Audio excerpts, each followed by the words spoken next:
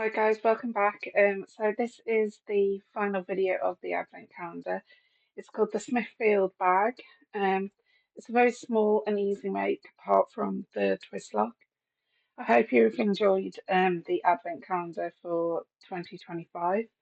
If Just to let you know, this only stays exclusive for 3 months. So in March 2026, this will come available to general public. So if you're the general public watching this video, hi, I'm Becky from RJF Mates.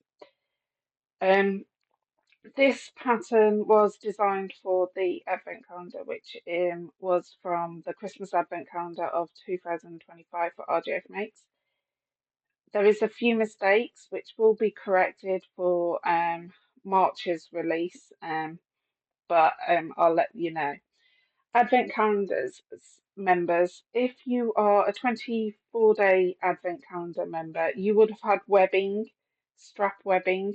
You'll need to use that on the strap. The 12 days of sewing Advent calendar, you will need to buy the webbing. The webbing you will need 1.5 meters, and you'll need it half 1 inch thick. It can be any type of webbing as long as it's a strong webbing. It can be polyester, it can be um, seatbelt webbing, which I'm using today, and it will be you can use cotton webbing, but not the webbing that you use on aprons. It has to be the thicker type. Okay, so that's the only thing that you guys will need to use extra from the 12 days of Christmas, from the 12 days of sewing. Okay, so going into the book, it's quite self-explanatory. The step-by-steps are numbered, and then there's a step-by-step instruction image, which will have a number. The numbers correspond with the images on the right-hand side of the pages. You do get templates. My advice is don't cut these templates out of the booklet. If you've got the booklet, if you've got the digital download, go ahead, cut them out. You might need to just print off the one page again. Um, no, you won't because they can individually print. Just ignore me.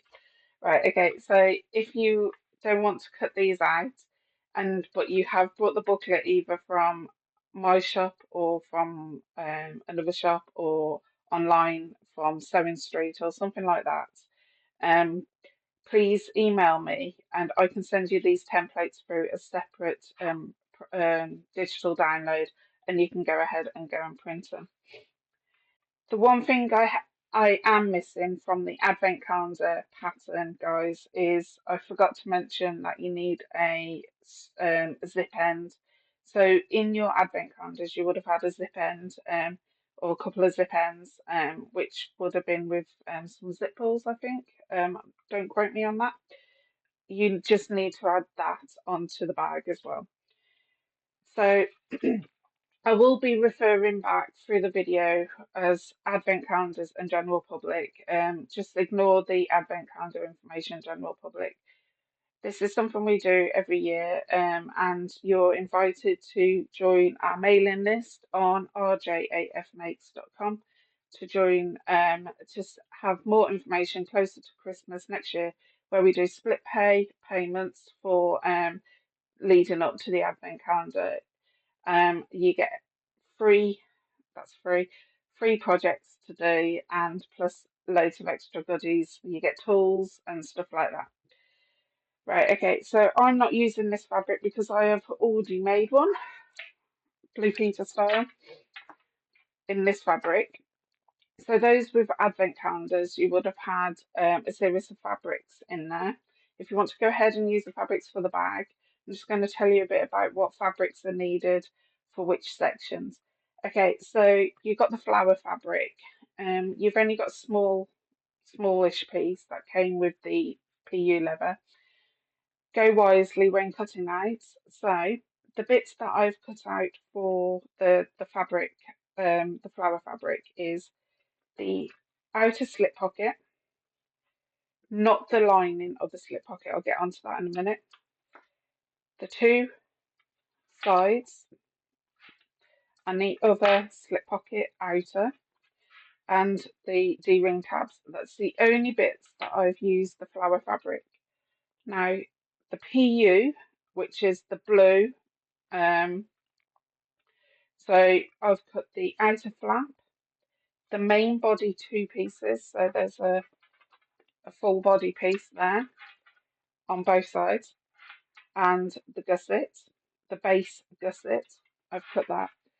Now with your lining, you've got two pieces of fabric. You will have a pink and a white, or pink and dark pink, depending on which box you got. So remember the white, right? So I've done like a mottledy pink here. That's for the lining of the bag. So you've got your actual inside lining pieces, apart from the inside zip pocket. I'll get onto that in a minute. Your zip bridge and your flap, inner flap, outer flap. Anything that's pocket wise, use the other fabric, the other lining fabric. So like here, I've got the white on both of the two slip pockets. And then when I go inside here and open up the slip pocket inside, you've got the white inside.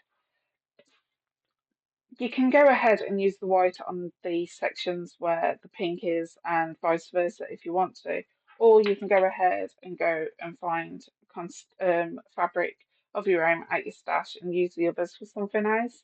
It's totally up to you.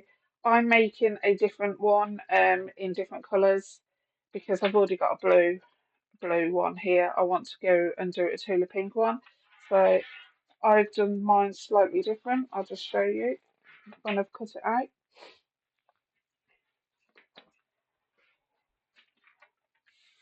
So for my lining pieces, including my pocket pieces, I've got the polka dot from the New Grey range. And then I've got cork fabric, so you can use cork fabric, treat it like the like you would with the PU. And then I've got the Tula Pink puffin from the Grey Works range. The only thing that I've done different is with the flap. So I'm using cork for the outside, but the inside I've used the puffins only because I had a bit more with this fabric than I did with this fabric here. So it's totally up to you. You can use whatever you like, however you want to as well. I'm using different twist lock, a different twist lock, and a different coloured hardware because I'm making this for someone within my family, and that's what they've chosen. But the principle will be the same as what the twist lock would have been in your advent calendar. So you would have got this flower twist lock. The principle's the same, and I will talk you through on how to install it. Okay, starting off, when you're cutting out, excuse me, I'm getting over a cough. When you're cutting out, there is template written. That means that it's one of the templates from the back. But there is some places where you've got measurements. Just take it nice and slow when cutting out with your cutting out with the measurements. And as you see, there is no crossbody strap. But if you want to make your own crossbody strap, I've got a tutorial on YouTube which you can follow. It just needs to be 1 inch wide finished. Okay, so preparing your fabric, you need to fuse all the interfaces into the wrong side of the fabric pieces, corresponding fabric pieces. And then you need to fuse the fusible fleece to the corresponding pieces. Now with your fusible fleece, if I grab one that's got fusible fleece, your fusible fleece needs to be cut away from your seam allowance. So that's 3/8 of an inch, or if some people go 1/2 an inch because they just find it a lot easier for their sewing machines. Totally up to you. It's a personal choice. I go just between 3/8 and 1/2 an inch, just how trigger happy I get with my scissors. Right, the seam allowance is 1/4 of an inch, and the reason being is if we use 3/8 of an inch, this bag gets quite relevantly small. Plus, if you want to use 3/8 of an inch, you have to use 3/8 of an inch all the way around the whole bag. Reason being is where the twist lock meets the female and the male of the twist lock twist together, it won't line up if you just use 3/8 of an inch in certain areas. So you have to use 3/8 of an inch all the way around. But I'm going to use 1/4 of an inch seam allowance because I want the bag to be at full size. Okay, so if you're printing this off at home, you need to just remember you need to have your printer setting at 100% or actual size. When you print off, my first method would be is just print this page, which has got the square on, and once you've printed it out with at actual size or 100%, measure this to make sure it's 1 inch. That's just to make sure that these are going to be the correct sizes for the ones that have got the cutout measurements. Once that's fine, go ahead and print off the rest of the pattern. Or you can do what I sometimes do when I buy a digital download. I just print off the templates myself and leave the instructions on my iPad or my laptop. I'm pointing here. You can't see my laptop. Right, okay, so we're going to start. It's ages ago since I wrote this, so I'm going to have to keep referring to my pattern, so please bear with me.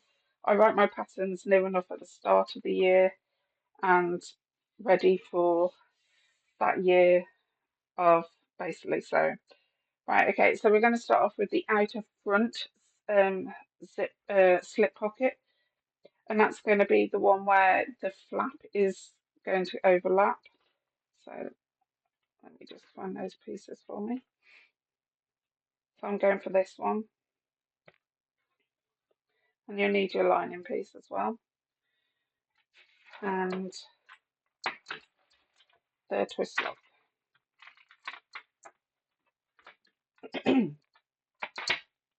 Okay, so we're going to work. I've done twist locks quite a few times, but you've got two components. You've got a male and a female. The female's generally the one that's got the hole in, and you obviously twist the male to lock it into place. The male will have a washer, which will have two prongs on the back, and your female will, on the back, on the reverse side, will have some screws, which generally will basically, your fabric is encased in all the way around on that. So we're just going to put the female to one side and work with the male at the moment. We're going to get the main outer piece and we're going to measure down from the centre. So we're going to measure up from the centre bottom, sorry, at 3.5 inches. So I'm going to find the centre first and pop a pin in.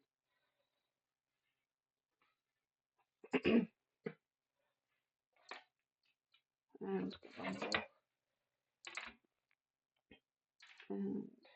marking tool. I am going to do one thing because my camera keeps blurring. Put that there so it just stops the blur. Okay. Okay, so give that a good crease. Don't need to pop a pin in it now. Okay. So pop that crease on a mark on your mat. Mine's on this one, which is the 6th. And then we're going to measure up 3.5 inches.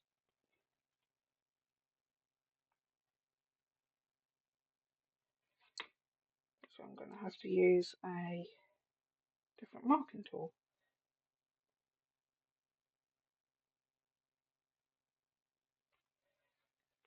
I'm going to have to use a different marking tool because it's on the black area. So let me find my chalk.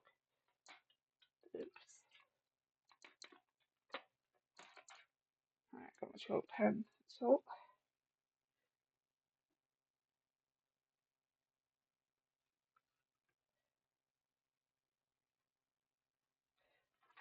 right, I've got a mark. You might not see that on camera. Okay, and what you're going to do is get your washer and your prongs. Make sure your prongs are flat, and you're going to work out which holes they go into onto the washer. Okay. and you're going to work out where the centre of your washer is. Now, my centre of the washer is, I've got two blank slits inside of the two prongs, and where that column is in between those two slits is where my centre is.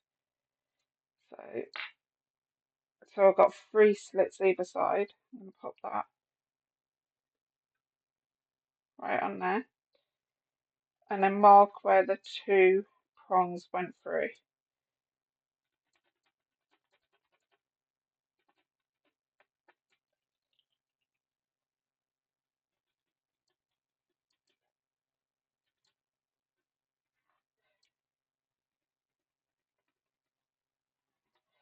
Okay, so I've got two marks there. You can just barely see them on the camera. Then I'm going to get a pin, and at the top of those two slits, I'm going to pop the pin straight across, like so. And you're probably wondering why I'm doing that. It is because I'm going to get my quick on pick and pop that in and go up. I can't go any further. It won't let me. Sorry for shaking the camera.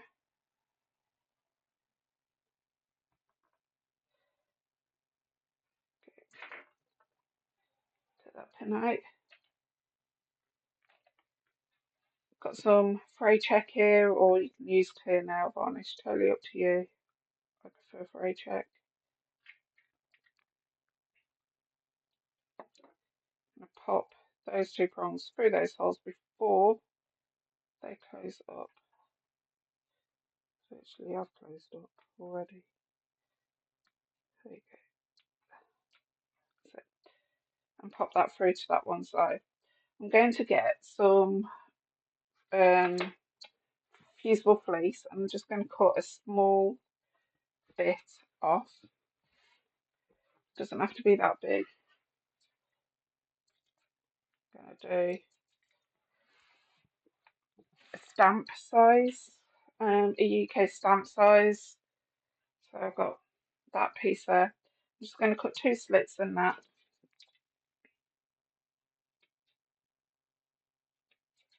And we're just going to pop those over those prongs at the back.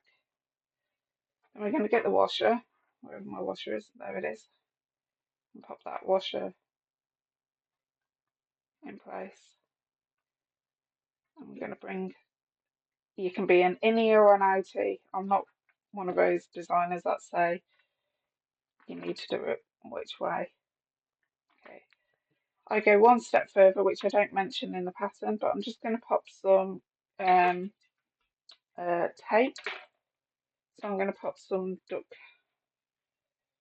tape over that bit.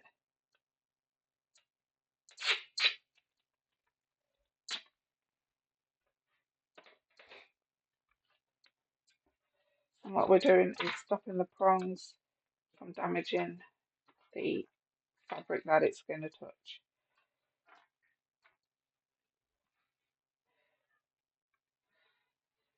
Okay, so we're going to get the lining.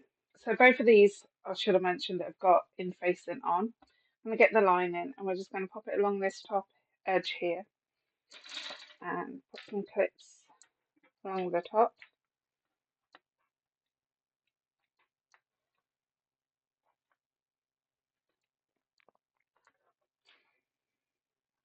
I'm going to sew this together using the 1/4 of an inch seam allowance.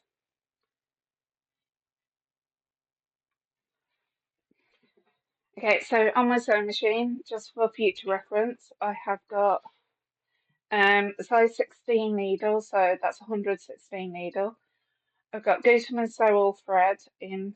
I've got a Teflon foot, but my advice is to use a walking foot. I might have to go over to my walking foot at one point. And I'm going to use between a standard stitch length and a top stitching stitch length. I will tell you those numbers as we go along. So I've got my machine down to a standard stitch length, and remember it's a 1/4 of an inch seam allowance. Just need to find my presser foot. It's gone right underneath.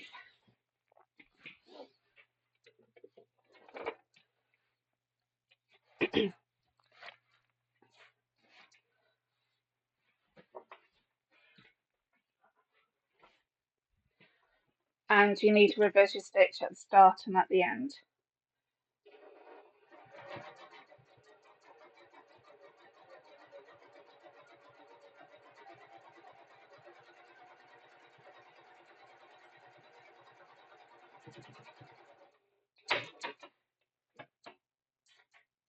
Okay, so I'm going to go to my iron and press this completely open. I'll meet you back onto the overhead camera. Okay, so I've gone ahead and pressed that over and made sure my seam is pointing down. I'm going to go ahead and just quickly top stitch along this top edge, 1/8 of an inch away from that edge. And I'm going to use the stitch length number 3.5 to 4, depending on how I like the stitch length look.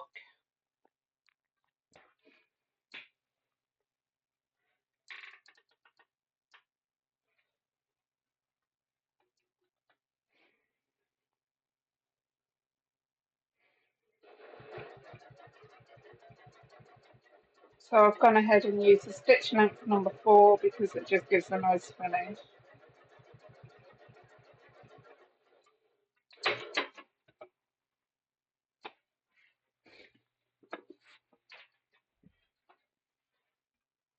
Okay, so that's gone ahead and finished that. What I'm going to do is just trim off that piece of thread there.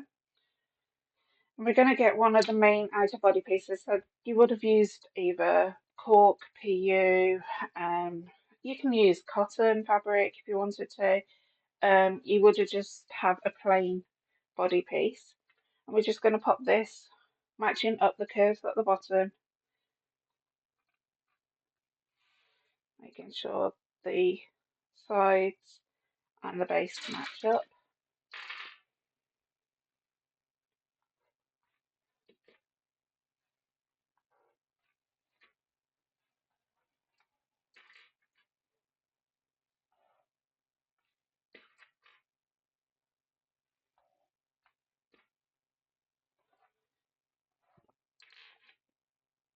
Okay, and then I'm just going to baste stitch with a long stitch length, 1/8 of an inch away from the edge, and I'm just going to reverse my stitches at the start and at the end of where that slip pocket is. So I'm knocking my stitch length up to a 5 on my sewing machine. Yours might go to a 4.5 or bigger. This does go bigger, but I tend to find a 5 is my happy medium.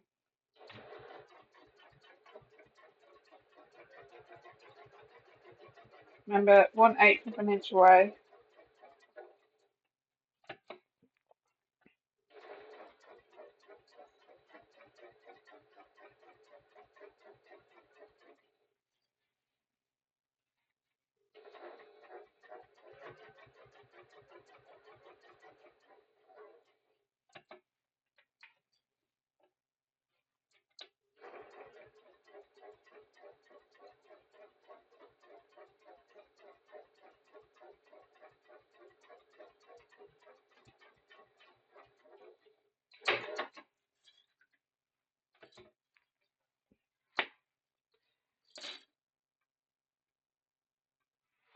Okay, so that part is done. We're going to just put this to one side.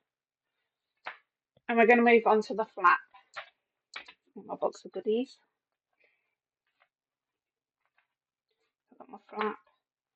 And that is it. Okay, so you've got your two flap pieces. You will have a lining.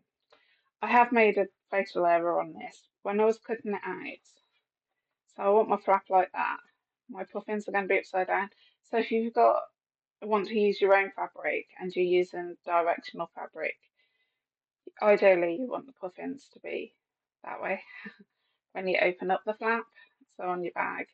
But unfortunately, that's all I had left of my own fabric. So on the lining, I have interfacing. On the main outer piece, I have interfacing and fusible fleece, and it's free within the seam allowance.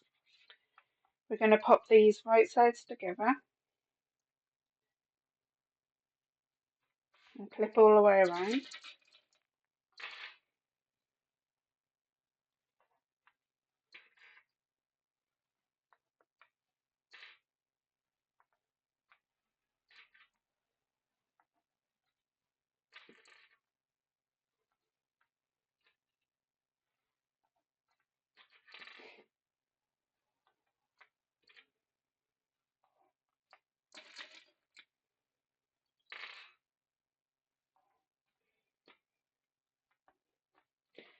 Okay, so I've left quite a big gap here. This needs to be a turning gap.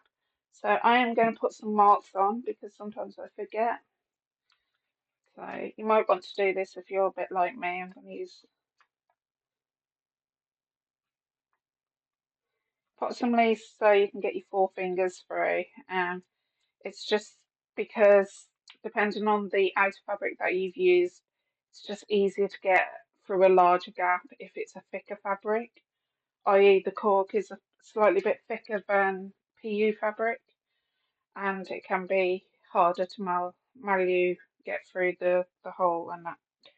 Okay, so we're going to sew from this mark here all the way around 1/4 inch to the other mark. We're going to make sure we reverse our stitch at the start and at the end, and we're going to use a 1/4 inch seam allowance and a standard stitch length. So my standard stitch length on my sewing machine is a 2.5.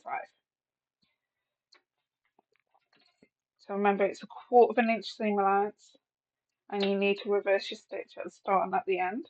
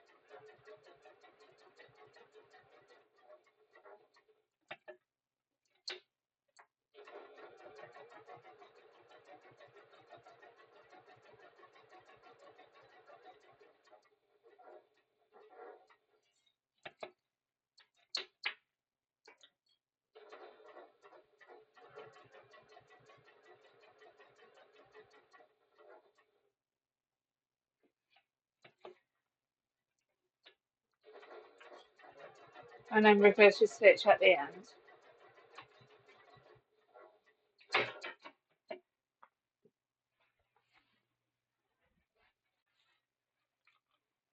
Okay, I've just turned my iron on to warm up. So we're going to trim the seam allowance back by half. No, so you can see me on camera. Sorry about that. So we're going to trim back the seam allowance back by half, but I'm not going to trim this section here. And the reason why I'm not going to trim that section is for the fact that it's just easier to push that back up inside once we've turned it right side facing out.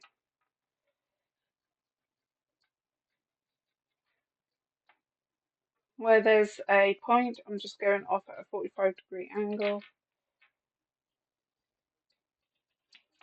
but not cutting into my stitches.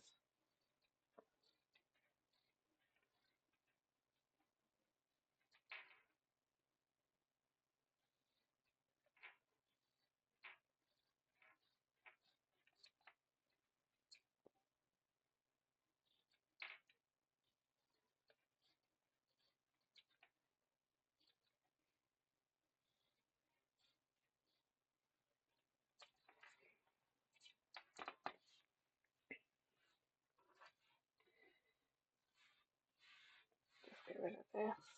I'm working on a really small table, so I have to clear up as I go. Just a quick warning, if you did have the advent calendars, you would have had a pair of scissors, not these scissors, I only had enough for the calendars, but you would have had one of these tags. It's to put on your rotary cutter or your scissors that basically you use for fabric only. These are great, and we will be stocking these into the shop in due course. So we need a pokey tool, a Wagamama's chopstick, and we're going to turn this right side facing out.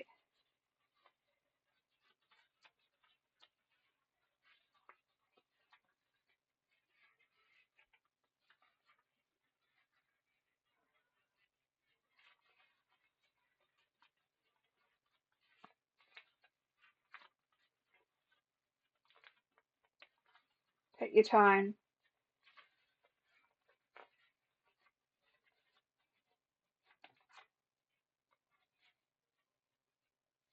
Poke out those points.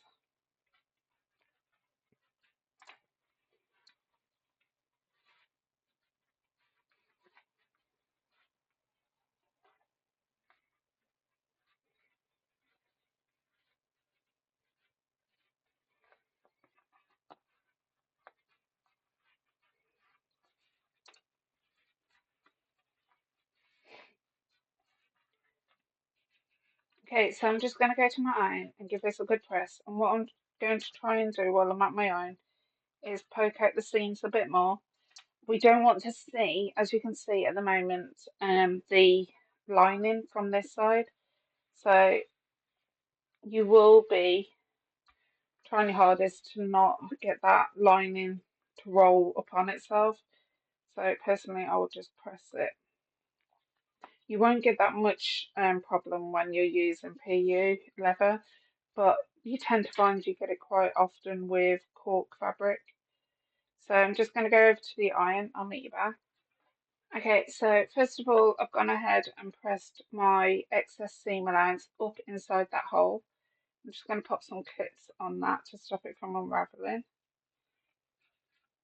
Let me just get this a bit neater.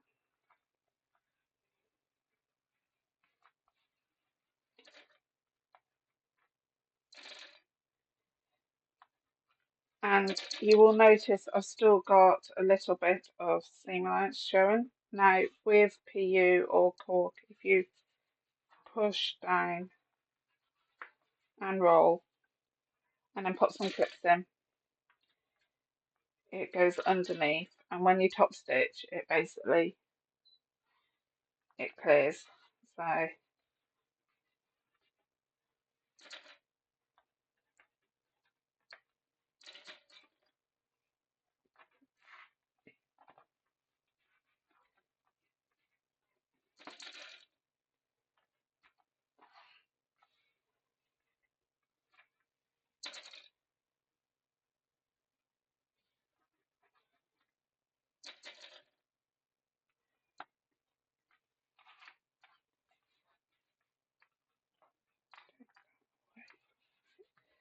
bring that down.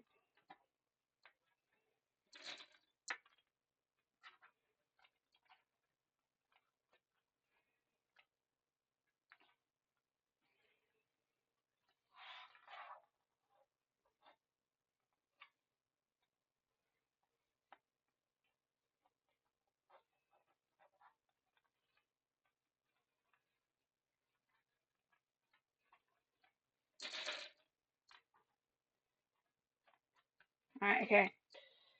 So we're going to top stitch just down these two little sides. We're not going to touch this top row here. I'm just going to pop a clip on there to stop it from. We're going to top stitch 1/4 of an inch or 1/8 of an inch away. Reverse our stitch at the start and at the end. Here, these 2 points go all the way down and across to the pier. And then we're not going to touch this bit for now. So I'm going to use a top stitch in at number 4.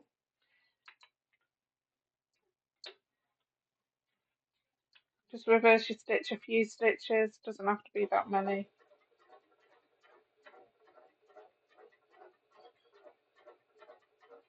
Take it nice and slowly.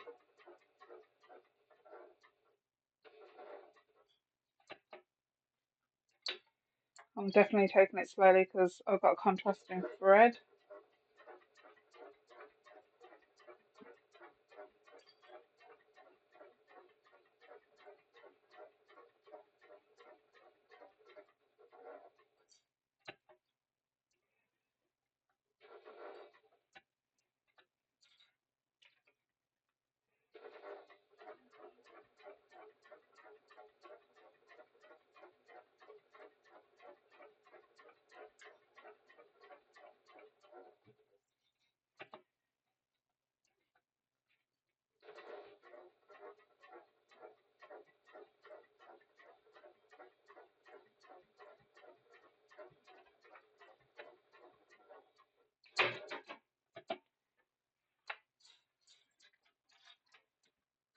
Okay, so you've gone ahead and done that.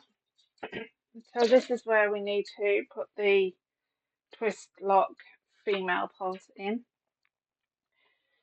So we are on these images here, which is, so we're working on step 7 at the moment. So on the right, let me just work this out, blah, blah, blah.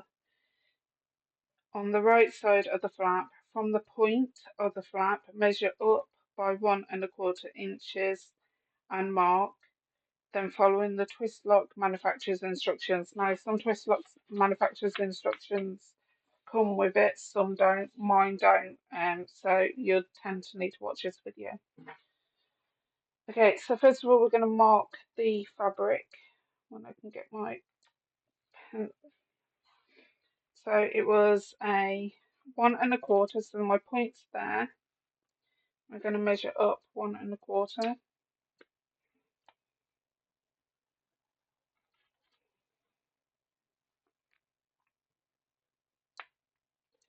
and mark, if I can get it to mark. Okay. Okay, so we're going to just pop in that there so it reminds me, because I'm going to take my eye off it in a minute. I'm going to take these screws out. So I'm using just an eyeglass tool. You can buy multiples of them in different sizes, which I advise you to get. I'm just going to put my screws there.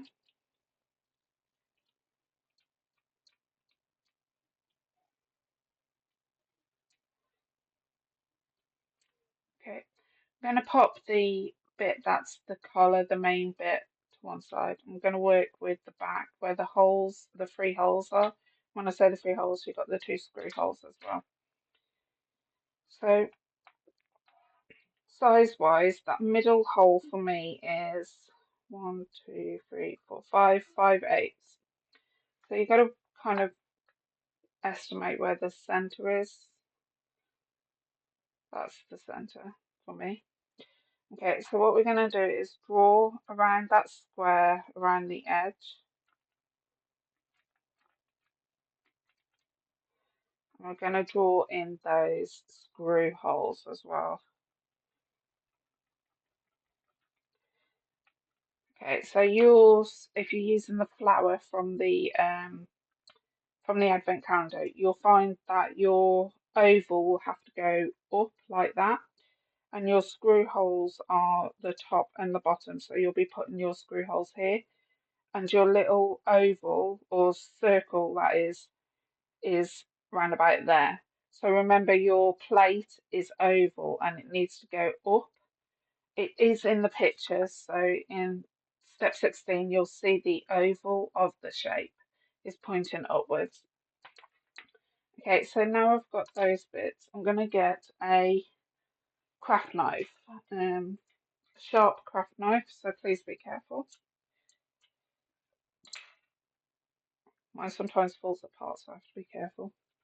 Okay, so we're going to cut the square out first, and you're going to cut all the way through all the layers. So make sure you feel that cutting mat underneath when you're cutting through. And definitely make sure you got a cutting mat underneath. Okay, then you're going to cut down the 2 sides as well.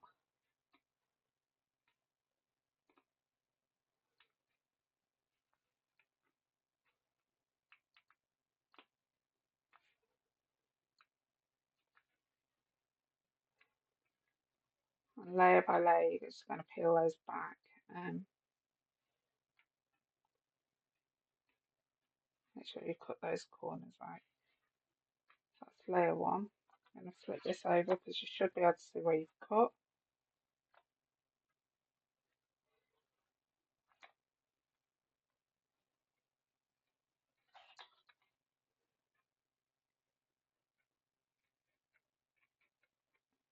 Okay, ignore the frayed bits at the moment. Your fray check's going to come your friend in a bit.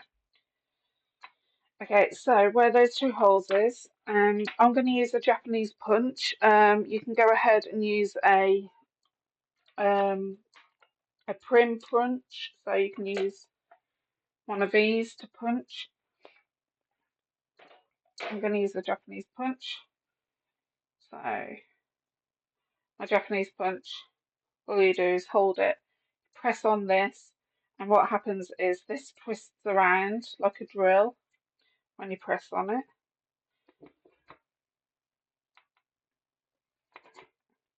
And same with the other side. I also find one step further is needed. So you're going to get your cut, and you're just going to cut two. If you've got a small twist lock, you'll need to do this. If you've got the twist lock that comes in your advent calendar, you won't need to do this part. I'm just cutting that square into where those screw holes are. Okay, and same again here.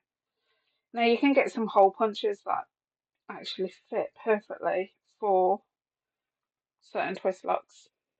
I don't sell them. I don't know where to get them from. And to be fair, I don't do many twist locks now. Before I used to do hundreds a month, but now I only use one in the blue moon. Okay, so before we go ahead and do anything else, I'm just going to get the outer part, the one without those screw holes in. We're just going to pop that in and see if that goes all the way around that hole and your screw holes can be seen. Yeah. Right, okay, so I'm going to flip this over and get some fray check. Ooh, let's get you perfectly neat underneath.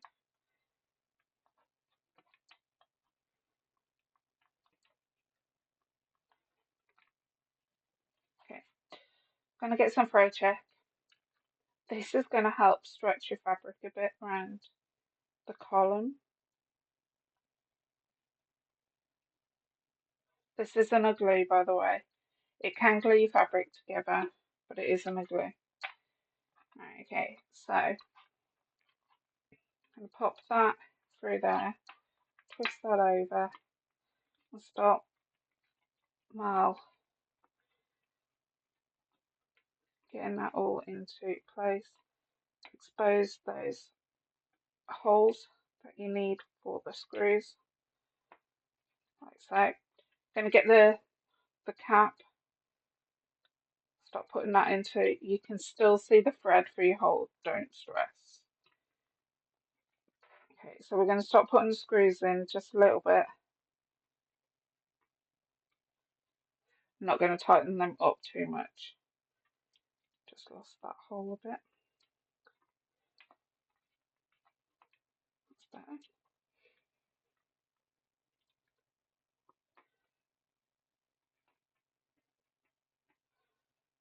Okay.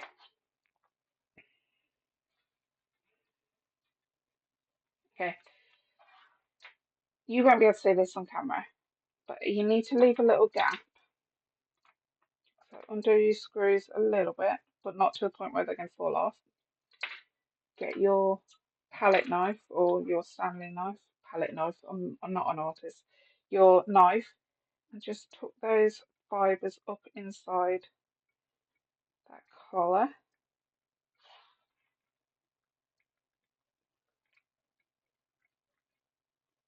So you don't want to rip any more of your, or cut away any more of your fabric, because then that's when it start really fraying. So that's a bit there. And once you're happy, put the cap on that. Really tighten up those screws, guys.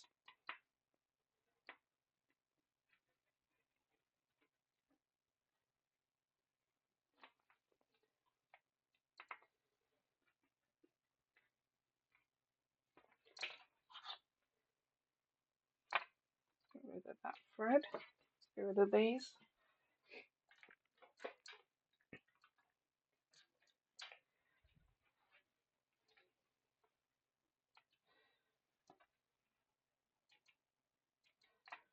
Okay, and then just get your main body piece, put that on, just to make sure it looks nice and neat, which it does.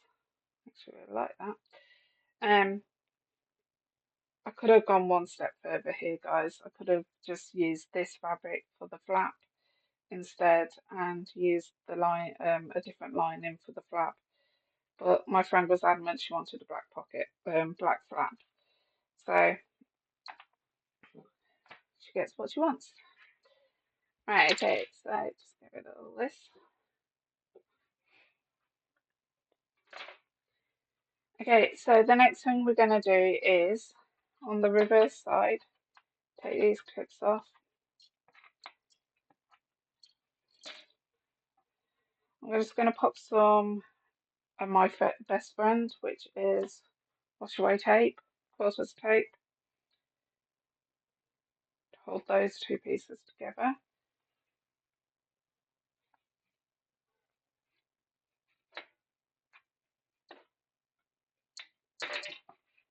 Peel off that.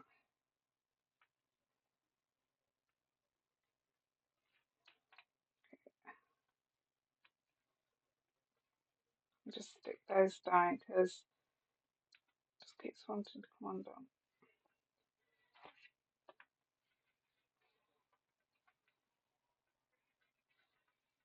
Okay, just going to run some quarters tape along the top edge on the wrong side of the flap, like so.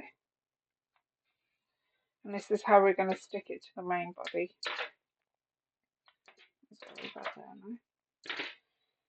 Okay, so we are on step 8 within the pattern. So on the wrong side, run quarters tape, blah blah blah. Then on the main body from step 5, making sure the right side facing up, measured down 1 3/4 inches. So main body.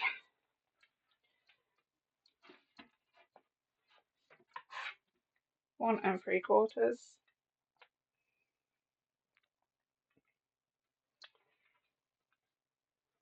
I'm going to pop that on. And what you will find is this will be slightly curved, just marginal curved, when you put it down and stick it to where it needs to be. So I'm just going to twist that into place, peel off the backing tape,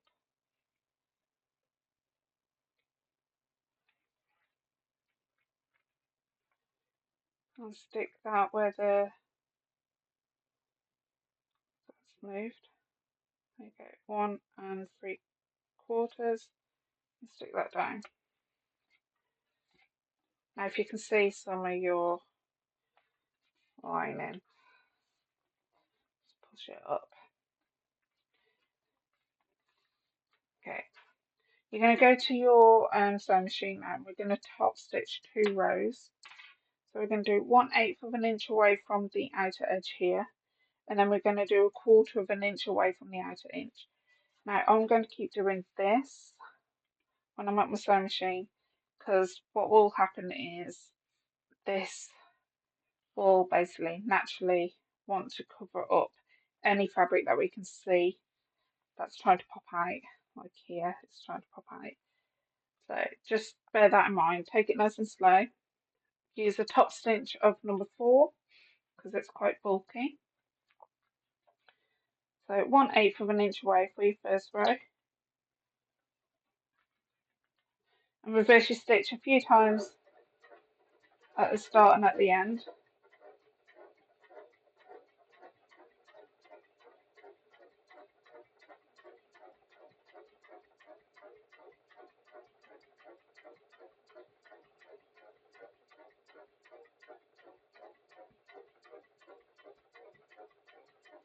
And then reverse your stitch at the end. Okay, and then just do another 1/4 of an inch from the top. Or if you want to, do a 1/4 of an inch away from where you last did your top stitching. I'm going to do that because I just find that easier myself.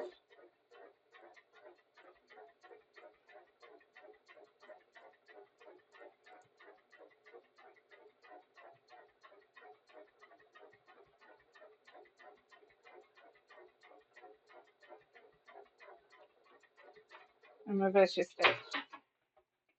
Okay, so you should have 2 rows of top stitching. I've got a little bit showing, that's adamant. If you don't want it showing, you're going to have to match the colour of your outer flap piece. Okay, let me just trim that back. Okay, we're going to pop this to one side. So the outer front is completely done, and it's actually looking quite nice. Right, okay, so next components we need is the base gusset, the outer base gusset, and the 2 side outer side gusset pieces. Okay.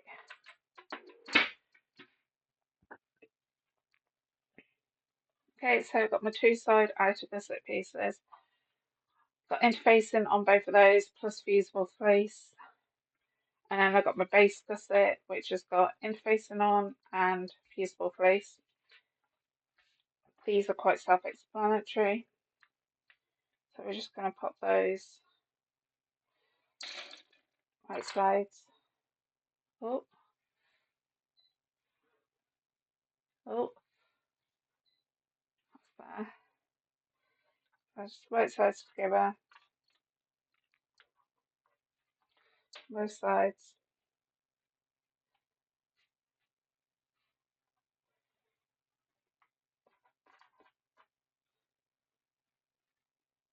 Okay, 1/4 inch seam allowance, and then we're going to press the seams down towards the base, and we're going to top stitch 1/8 inch away. I'll show you that as I do it on my sewing machine.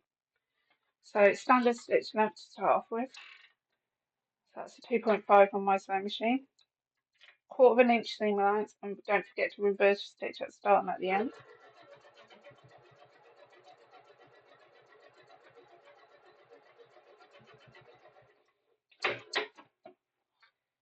To the other side.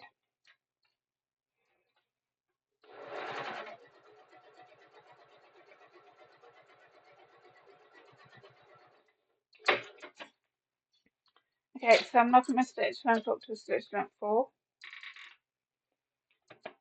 And then I'm going to open these up, but this seam needs to be pointing down towards the base. So it wants to push up towards the side. I'm going to do it on the base. You can do it on top stitch on the side. If it keeps doing it, you can top stitch it on the side. I don't know what I actually had on the blue bag. Let me just have a look. No, I got it managed to get it pointing down. So I'm going to try my hardest. Okay, so 1/8 inch away, top stitch using a stitch length number 4.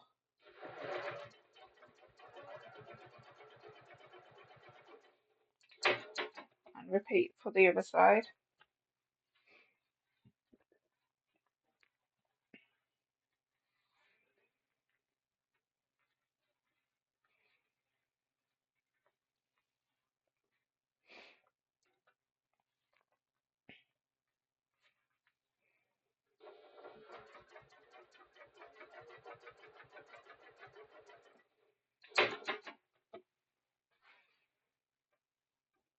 Okay, I've gone ahead and done that. We're going to pop this to one side, and we're going to repeat the same process for the lining pieces. So if I grab the lining pieces,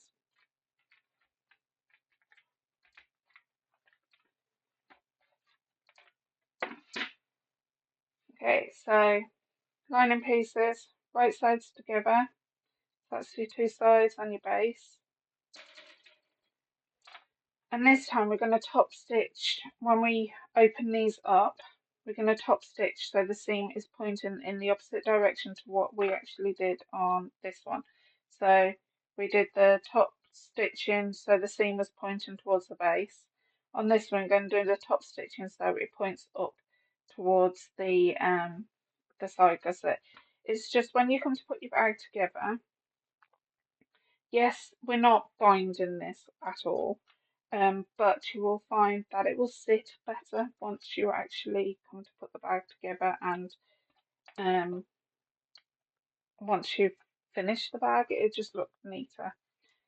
Okay, so we're going to go 1/4 inch, and then I'm going to put the seams pointing up towards the top. So opposites. Standard stitch length.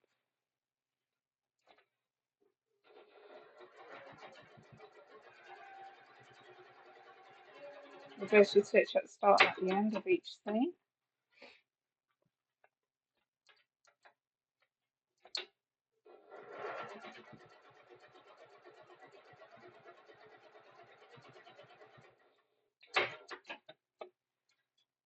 Okay, so pointing up, I'm just going to top stitch 1/8 of an inch away, using a stitch length 3.5 because it's only pure cotton here.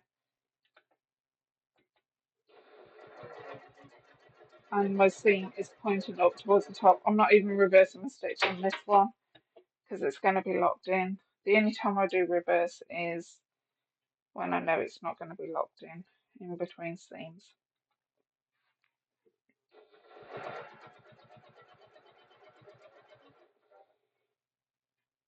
Oop, something happened there. Let's see what's happened. That's my thread. She popped out.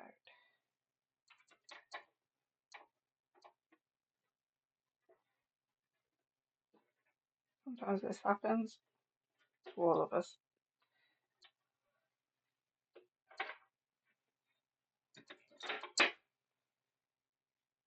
Probably wondering what machine I'm using. I'm using the Janome Professional HD9, which is like a semi-industrial sewing machine. Right, go ahead and top stitch that.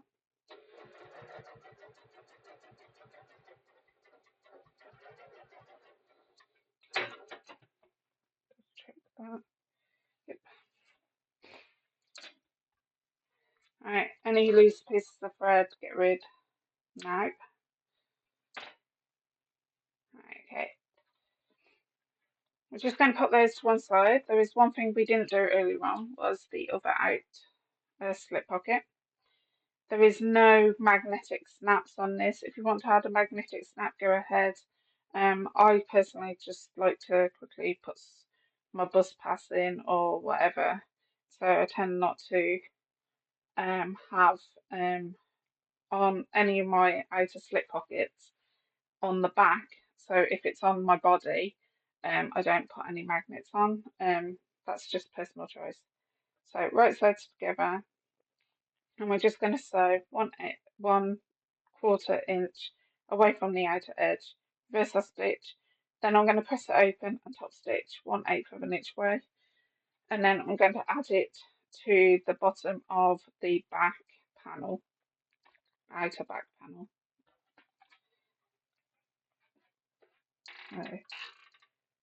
So standard stitch length, 1/4 inch seam allowance. Reverse your stitch at the start and at the end.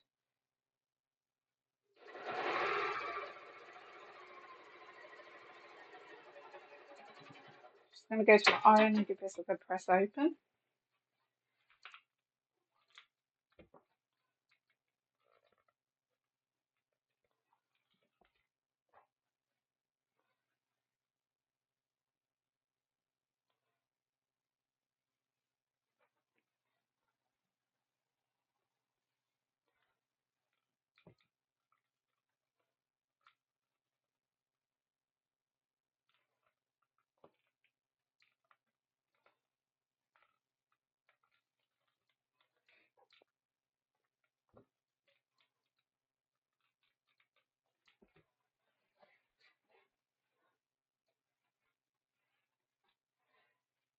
Now we're going to top stitch 1/8 of an inch away.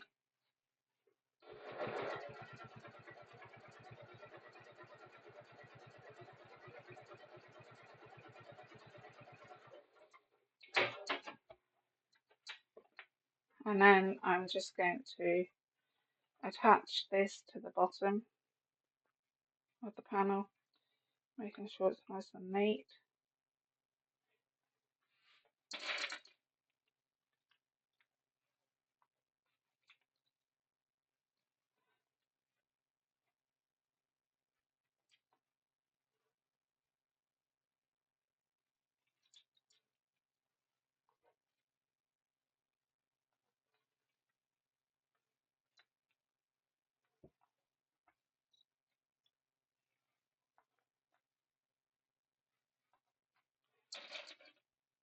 Okay, and then we're just going to base stitch on a longer stitch length and reverse our stitch at the start and at the end. We're going to base stitch around about 1/8 of an inch away from the edge.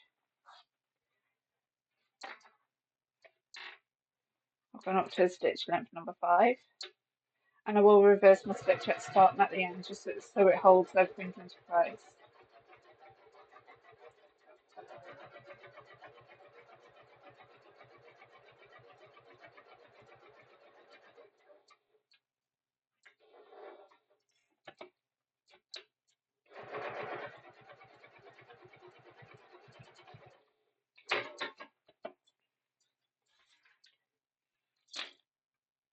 Okay, so we've got that.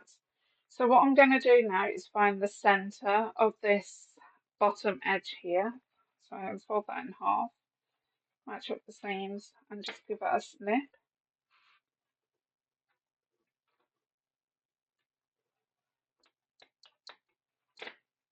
Okay, I'm going to get the outer base gusset and we're going to find the centre of these two edges here.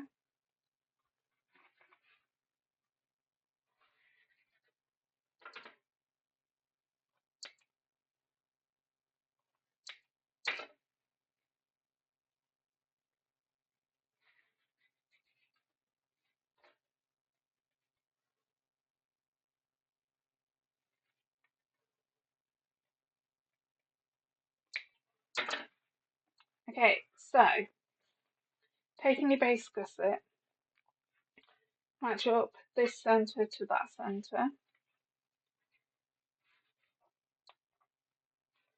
and clip.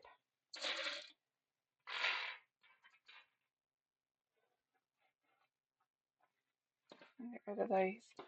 Especially having a bit of a panic attack because the table's so small and it's a bit cluttered for my liking. Unfortunately, I've had to downsize due to living in a smaller property for now.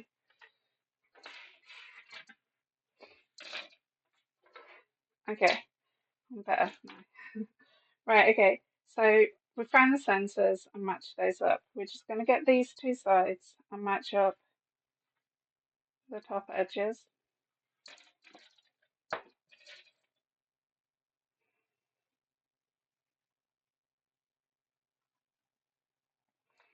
I'm going to do the same with this one.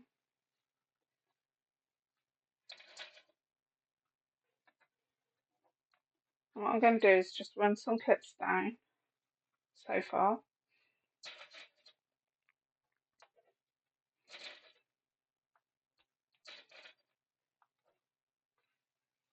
On both sides.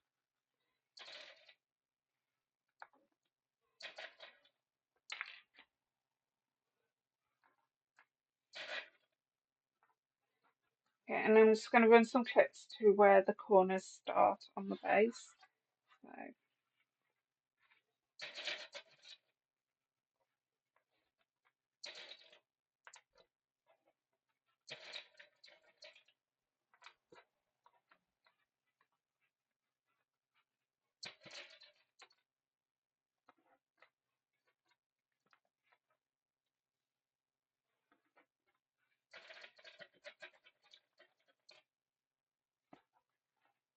okay, so you're going to get your snips and you're going to snip into the base gusset. You're going to do within the seam allowance every 3/8 or 1/4 of an inch away from each other. You're going to do that on both corners.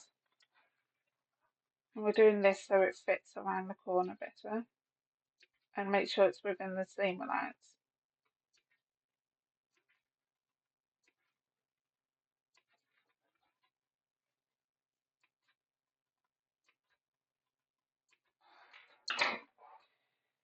Okay, so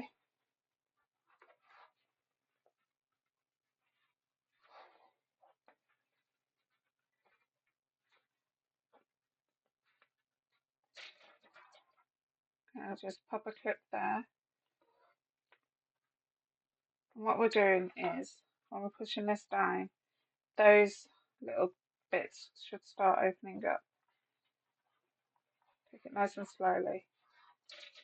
And if you need to, add quite a lot of clips into those corners.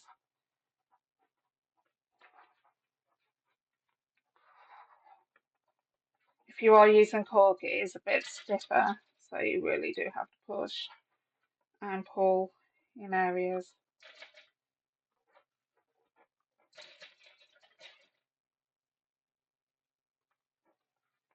Okay, and then do the other corner. I'm just gonna start getting that a bit neater.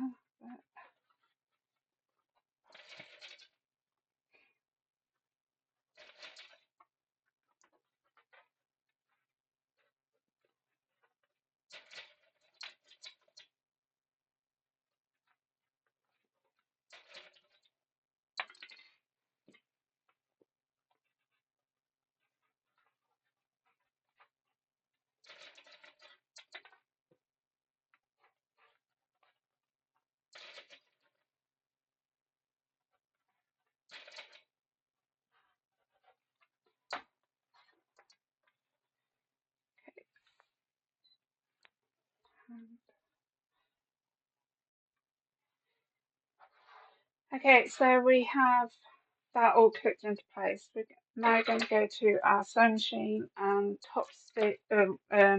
stitch all this together using a 1/4 of an inch seam allowance. I'm going to reverse our stitch at the start and at the end. If you need to, you might want to smooch this out of the way to get around that corner. You might want to use a tailor's awl, which we class as a third hand. Where's my tailor's awl? There it is. So I will get that. Tailor's awl will just help keep the seams nice and flat as you're going round. Just take your time. That's all I'm saying. Right. Oh, come up there. Right. Okay. So standard stitch length 2.5 for me. And don't forget to reverse your stitch at the start and at the end. And it's a 1/4 of an inch seam allowance, remember. So I'll just reverse my stitch.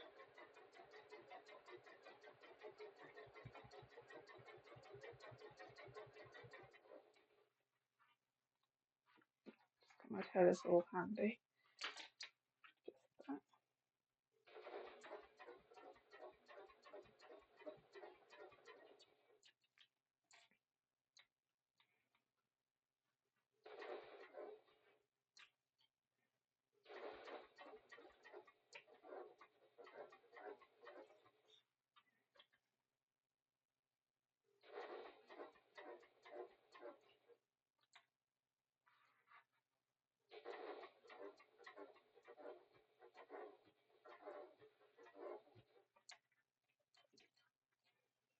And lift up this a bit just to readjust.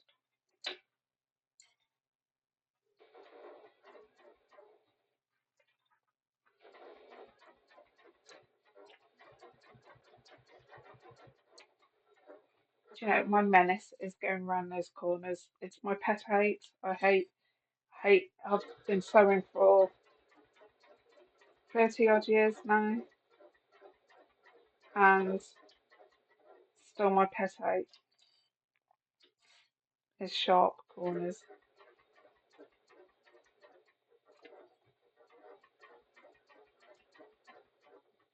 Don't forget to smoosh that out of the way.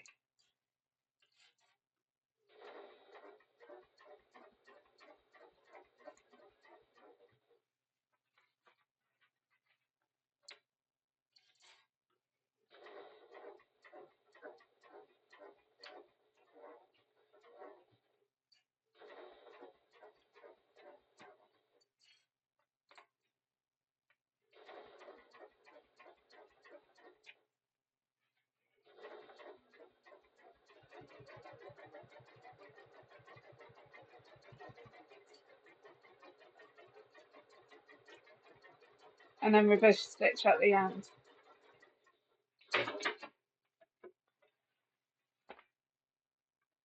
Okay, so get rid of some of those clips off the sewing machine. So I'm going to move into the next step.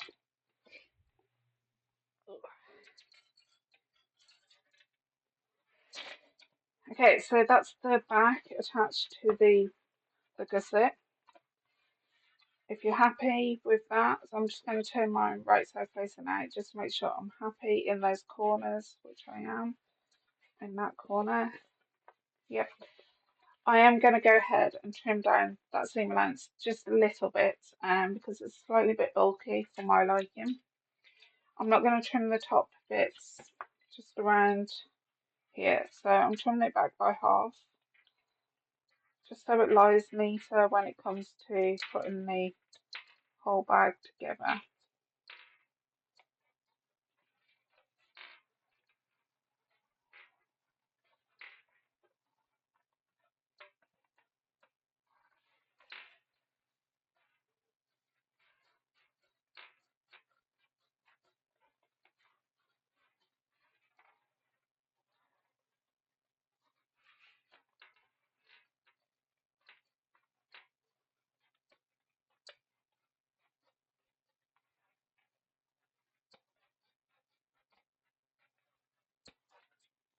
Okay, let's get rid of this.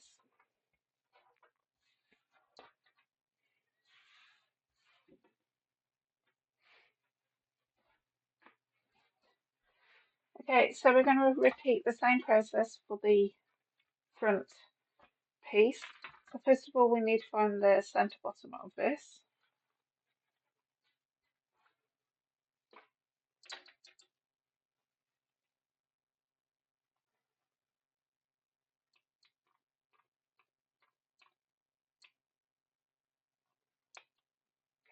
And we've already found the centre of this. I'm going to marry up those two centres first and the edges. Okay, the two sides at the top of that panel.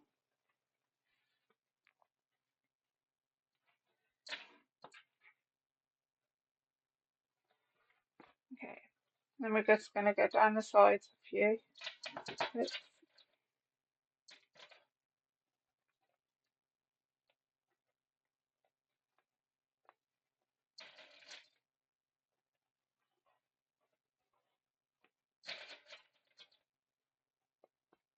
Okay, and on this side as well.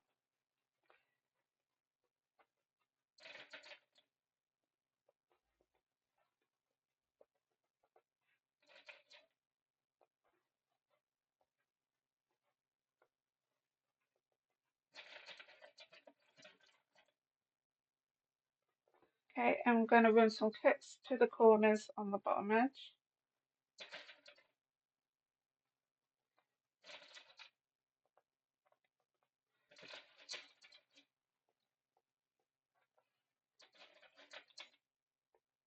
Okay, and remember we're going to have to snip it into the base gusset.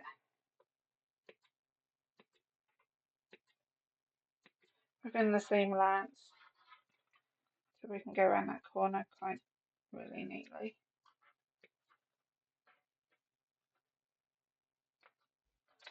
And then do the other one.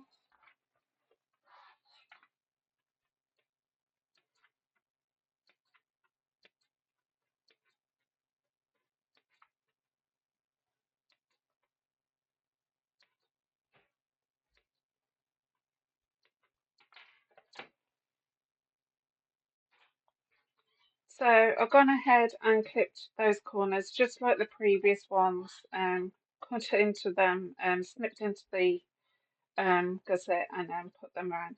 I'm going to go to my sewing machine and stitch those into place using a 1/4 inch seam allowance. Okay, so standard stitch length. And don't forget to reverse your stitch at the start and at the end. And use the tailor's awl for your third hand if you need to.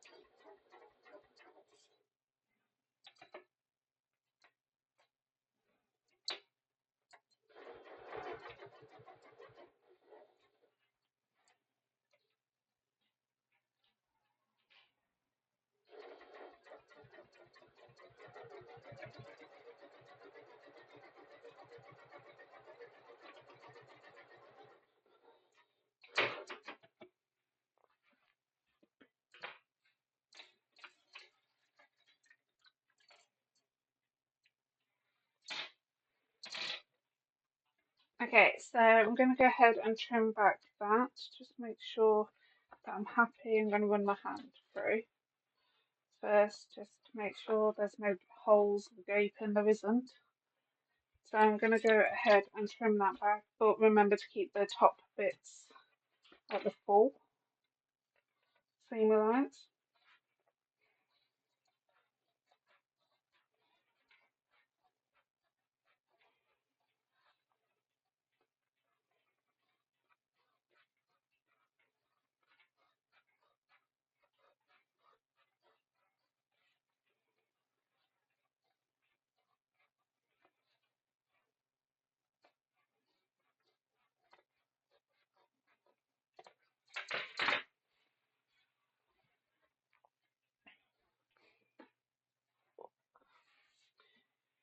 Okay, and then I'm just going to turn this right side facing out just to make sure everything is perfect.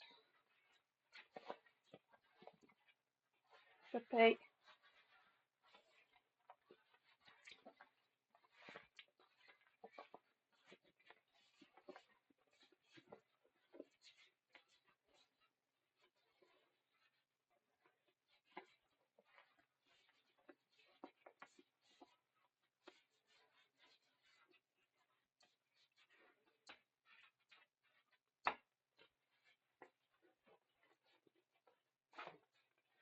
I'm going to get a poker tool, a bigger chopstick, and just run that down the seams.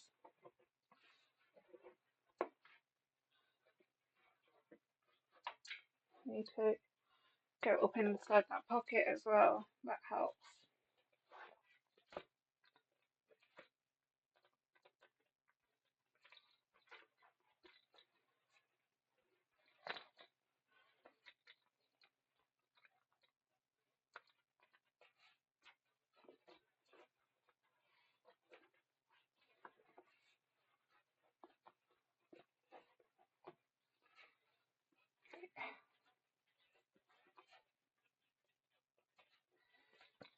Okay, so I'm happy with that, and there is no holes. So I'm going to twist it right side facing in for now, for the next part. We will have to poke this out and just after the next part, but I always like to make sure I'm happy with this step before I go any further. Put that to one side, and we're going to get your D-ring tabs. So I've got my D-ring tabs. I've already gone ahead and pressed the two long edges into the centre, giving them a good press. I'm just going to top stitch 1/8 of an inch away on both of those, using a stitch length number 3.5.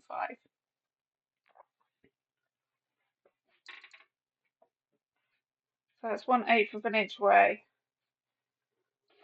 I will chain stitch these just so it goes faster.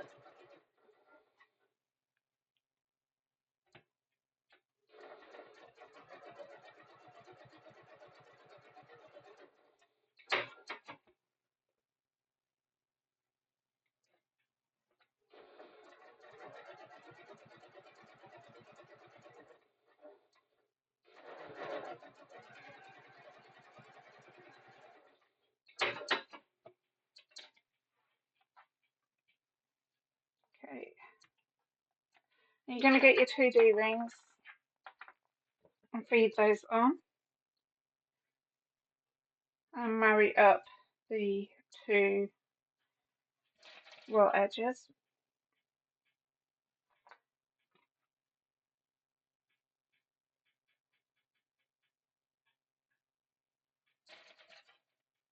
Okay.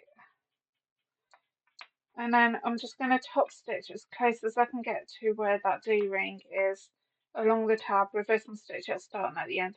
I will knock my stitch length up to a stitch length 4 because we have got quite a few layers there now.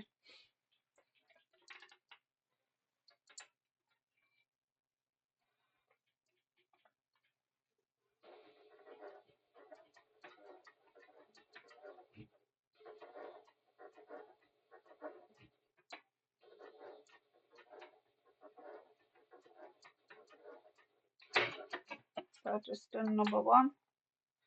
Go ahead and do number 2.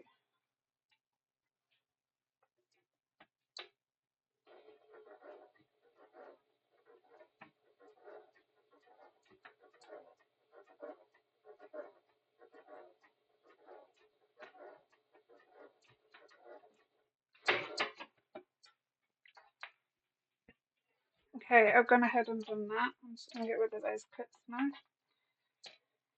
And any pieces of thread that's showing, just get rid.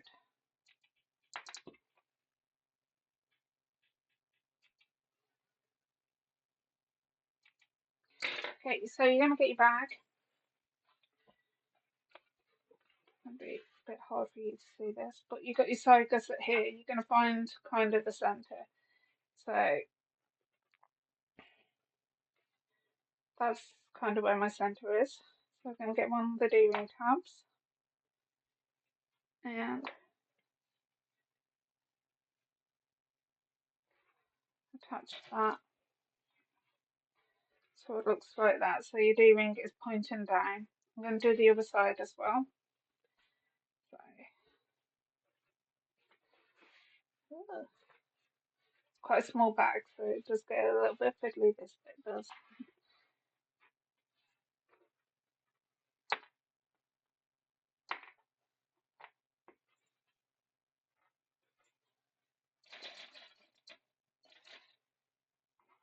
And we're just going to go ahead and sew across there 1/8 of an inch away. Reverse our stitch quite a few times over both of those, and then we're going to turn the bag right side facing out.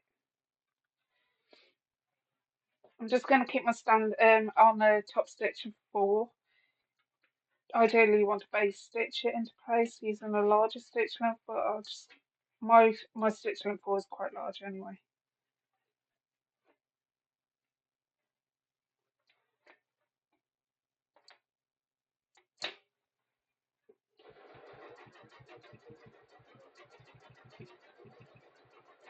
As you can see, I've gone over that quite a few times and reverse my stitch and do the same with the other one.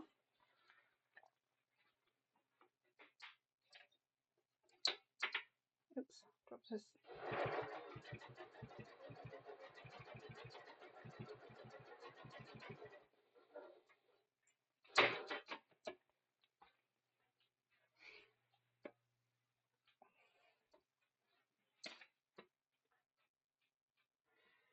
Okay, so I've got that. So we're now going to turn this right side facing out.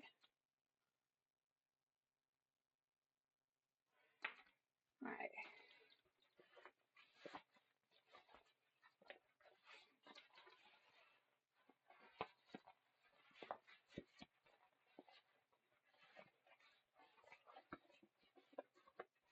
Poke out those corners.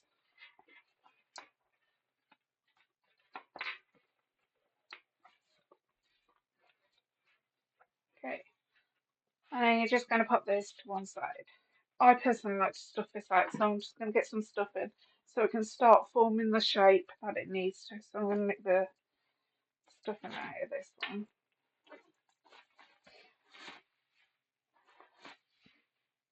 Because once you've stuffed it, it does hold its shape then. So that's the reason why I stuff mine out quite regularly and for a couple of days after I've finished making it as well.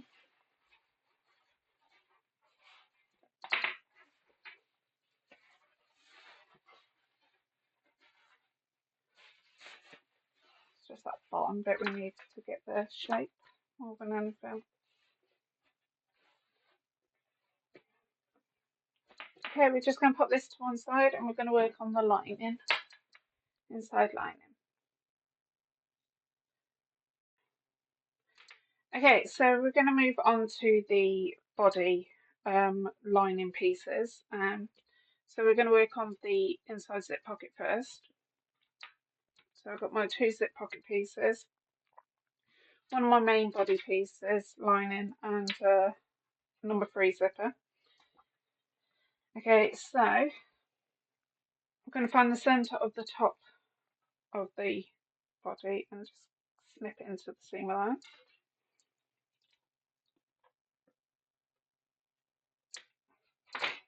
Put that to one side. I'm going to get one of the pocket pieces. We're going to snip into that as well on one of the long edges.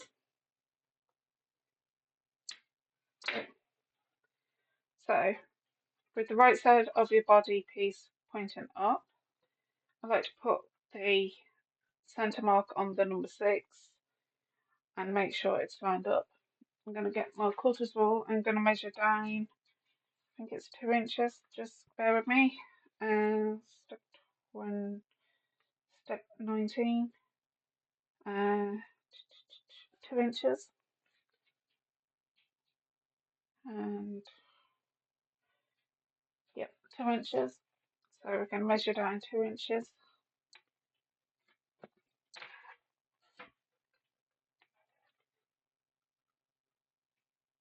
Make sure the lines all match up. Then we're going to get your pocket lining piece right side facing down. And where that centre is, you're going to marry it up to the number 6. And we're going to pin this into place. I'm just going to put a pin at the bottom, just so she doesn't move. Right at the top.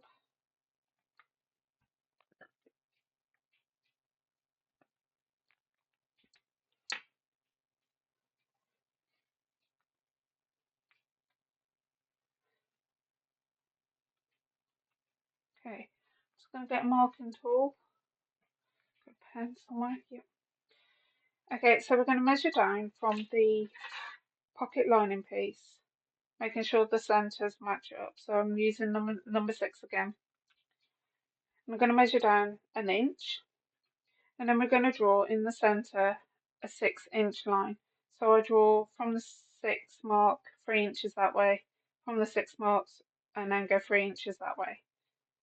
So then I know I've got it perfectly in the centre.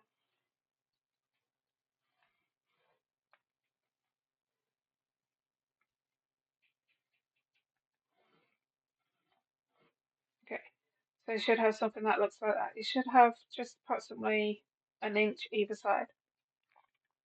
Then we're going to measure down from that drawn line 3/8 of an inch. And we're going to draw another line. I'm going to marry those up, those 2 short edges.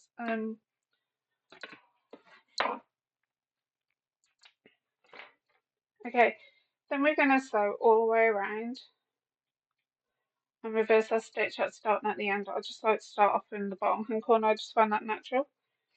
And then I'm just going to quickly draw on some markings in the middle,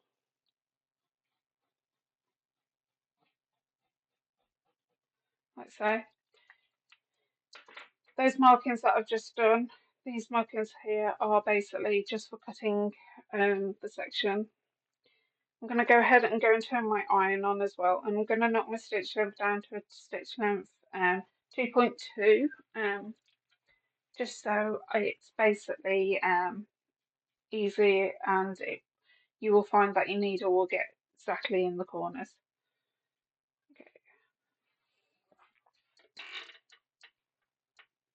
Okay, so reverse that stitch at the start and at the end, and make sure you're just going around that outer line, the outer rectangle.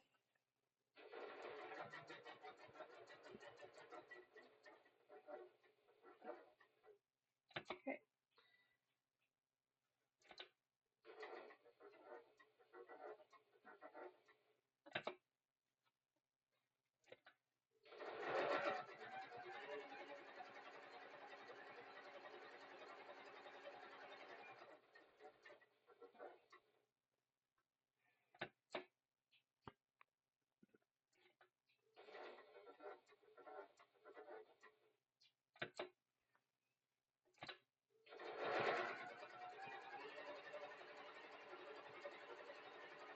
And reverse stitch at the end as well.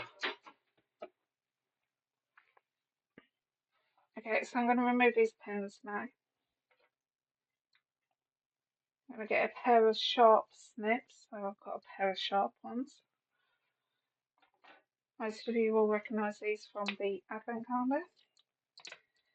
Okay, so we're going to cut along that centre line that we did to the two triangle points. So I'm just going to get my butcher cutter.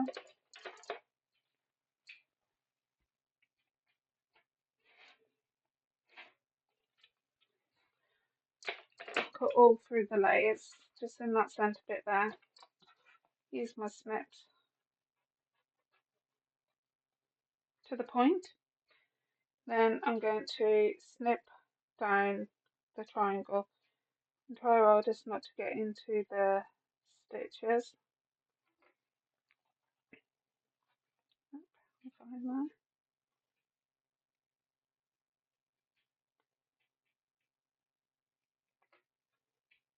Yep.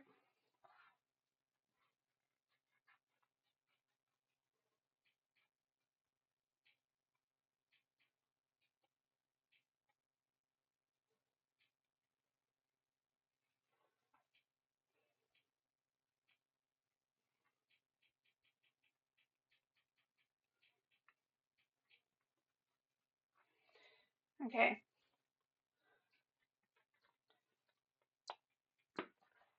So we're going to go to our iron. Give this a good press here and here and on the two sides here. And then what I'm going to do is feed it through here to the wrong side. So the right side of the lining should be pointing up and your body wrong side should be pointing up. And then we're going to give it a good press on both sides. Ideally you don't want any puckers in the corners. So I'll meet you back here once I've done that. Okay, so I've gone ahead and done that, and as you can see I've got a few puckers on the lining of the zip pocket, but I haven't got any puckers in the corners here, which is kind of what we need, because this is the bit that's seen the most. I'm going to flip this over and you're going to get some quarters tape, and you're going to run quarters tape on the top and bottom of that letterbox.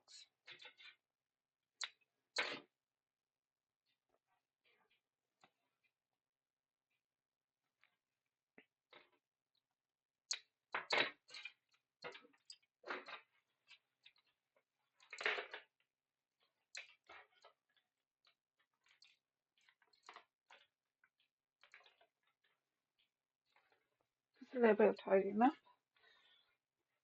Right, okay, so going to get your number 3 zipper and lie that right side facing up, so that's the zipper coil pointing up. Going to get this and peel off the backing tape.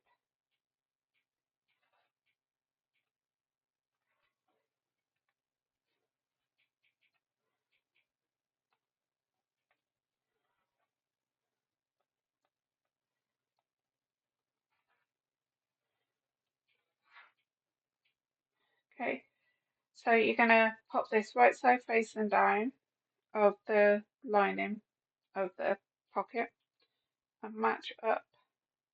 And my zip's quite long, so I'll be trimming off this. Match up this to get it into place.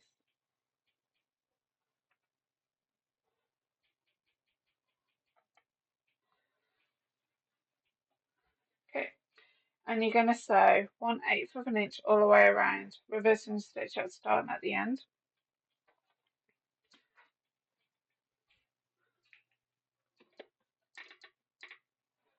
So I've gone up to stitch number 3.5.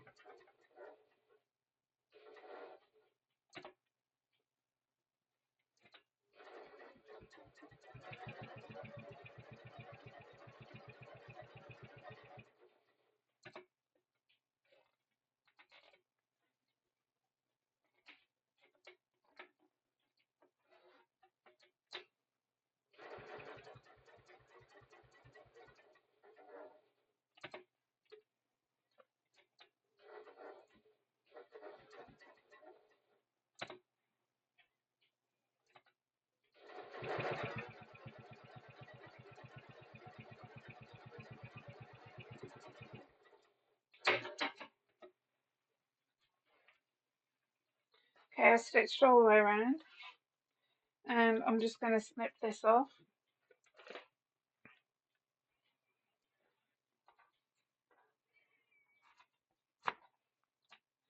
And just get a bit of this excess bit of zipper here.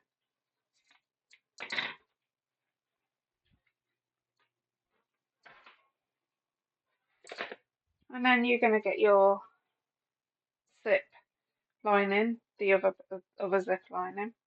And we're just going to pin these together. We're not pinning this bit together.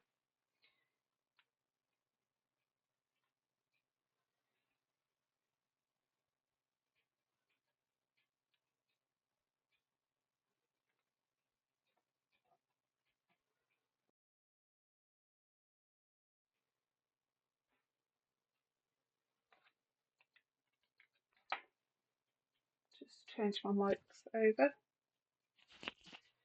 Right. Still pinning around, all the way around.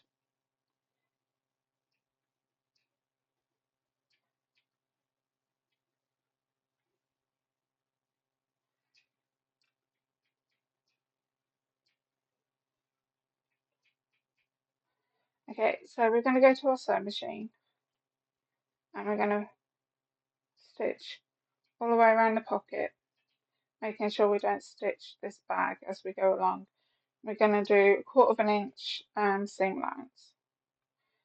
So it's back to standard stitch length.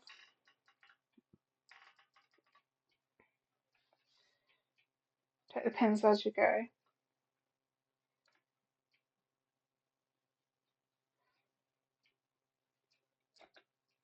And reverse your stitch at start and at the end.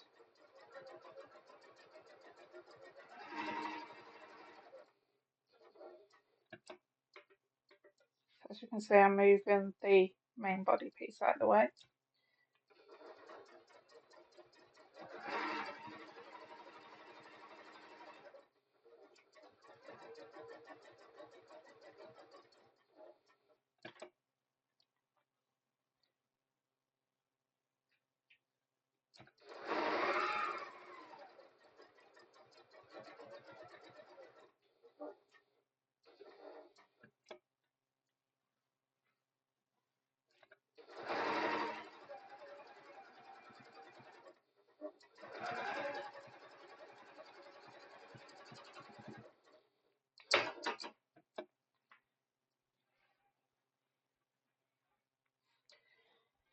So I'm going to go ahead and find the bottom of this bit here of the main body, just for a future step down the line. And I'll just do the same with this body piece as well.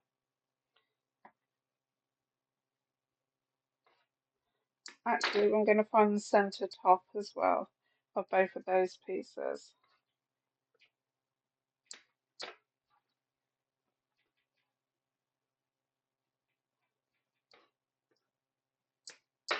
Okay. While we're doing the centres, we might as well do the gusset as well. So we're going to find the centre of the two long edges.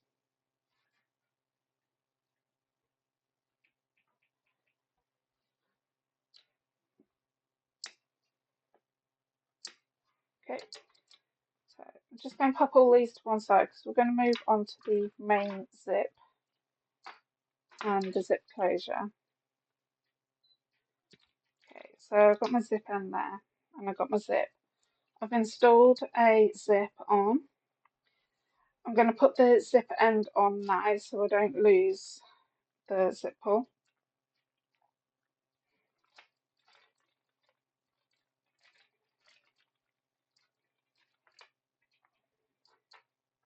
Okay, so I need a screwdriver and a tailor's awl.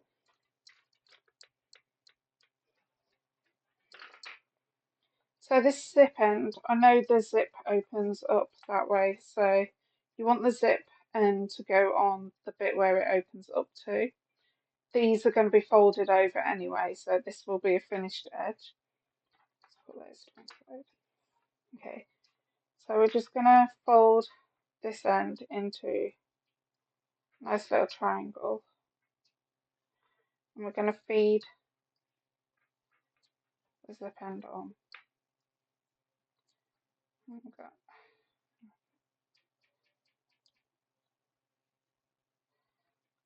And as far as we can get the zip to go up.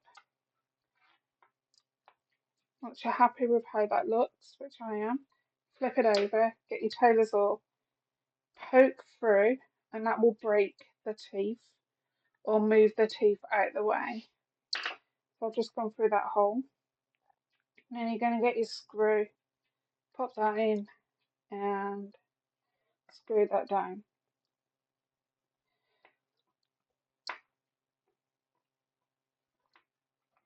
I've got plenty of tutorials on how to make your own fabric end if you want to zip end. So just follow those on one of the videos within YouTube. Okay, so this end here, so you can sew it. I'm going to show you a method with a lighter. So I've got a candle lighter here. So we're going to open up this now. And we're just going to fold this edge in upon itself. So it's like a T shape, as you can see. And what you want is both of the edges of this edge here and the edge that you folded to match up.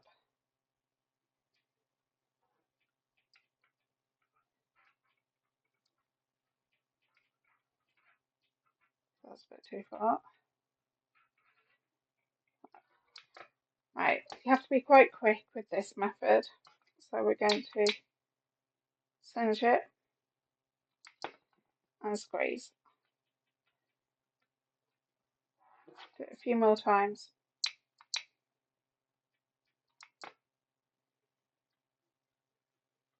And hold that into place. And that's like sticking it into place. So that's stuck now into place. Do the same with this one.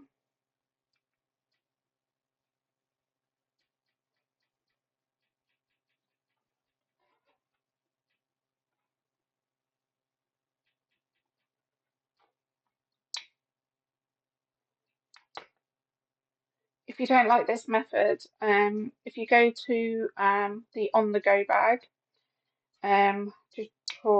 video tutorial, I'll show you how to sew it all into place. If you're a Threads Gang member, you would already know how to sew it into place.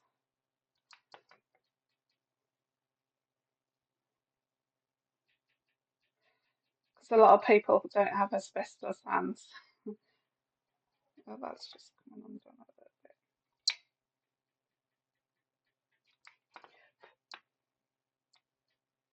That bit was hot. Okay, that's into place now. Just ignore how it looks. It's going to be hidden within your seam. Anyway, so that bit's done. The T-bar of the zip. Just going to put that to one side.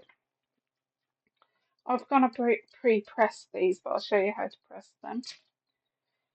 So this is the zip bridge closure. Okay, so we'll just open these. So you're going to press the two short edges in by 1/4 of an inch. Then you're going to fold them in half, wrong sides together, and give that a good press.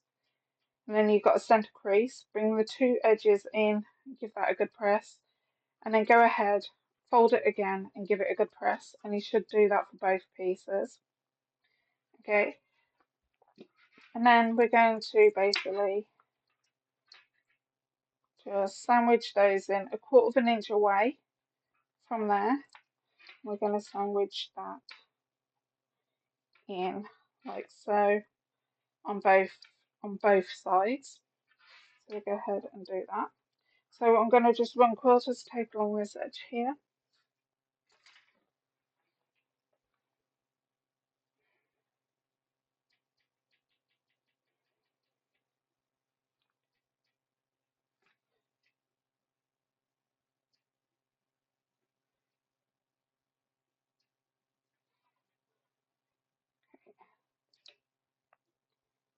And we're going to do it on the opposite side as well. So the opposite side, so this side here.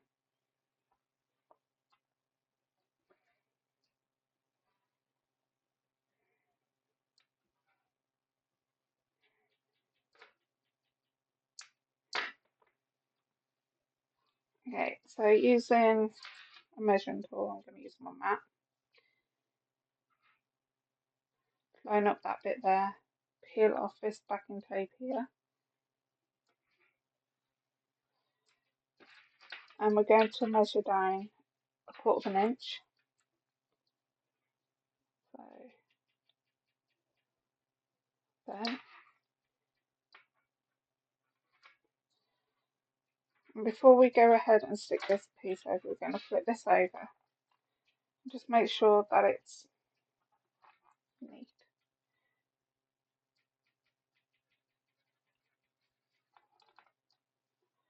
Okay, and then we're going to flip this back, peel off this backing tape here.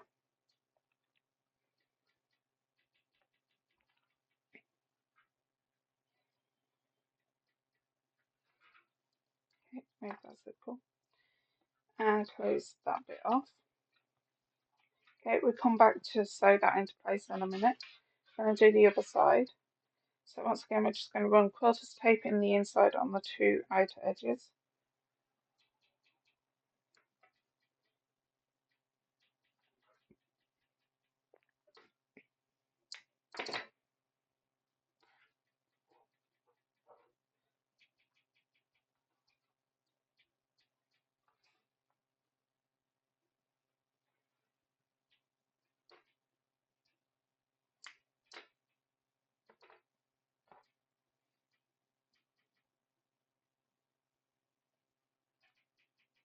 Peel off the backing tape. And this time you really don't need to use a mark on the mat because we're kind of just leveling it up with that.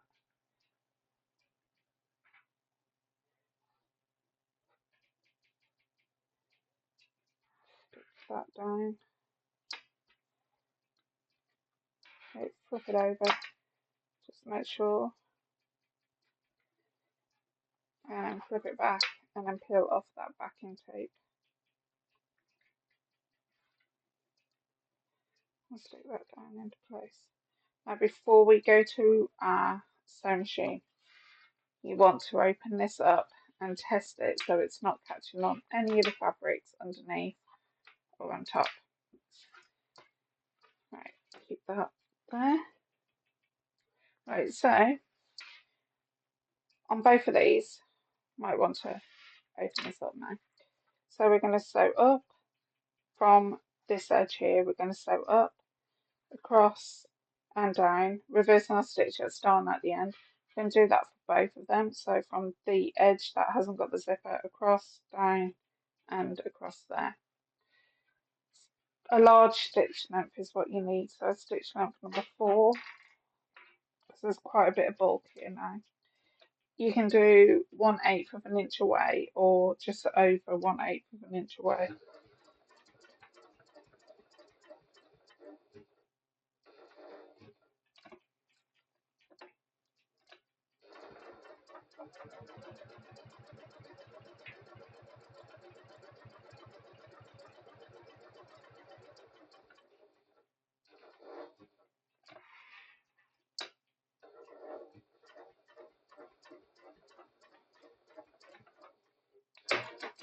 So that's that one side done. Just move over to the other one.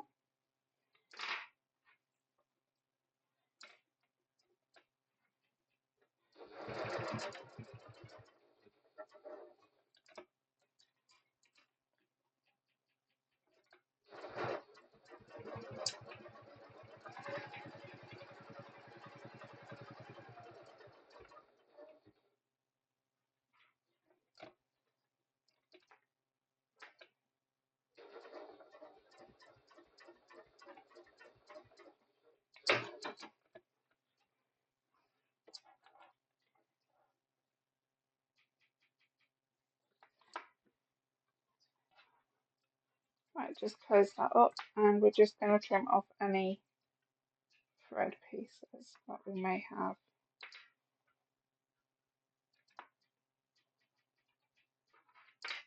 Okay. So on the wrong side we are going to run quarters tape along the 2 outer edges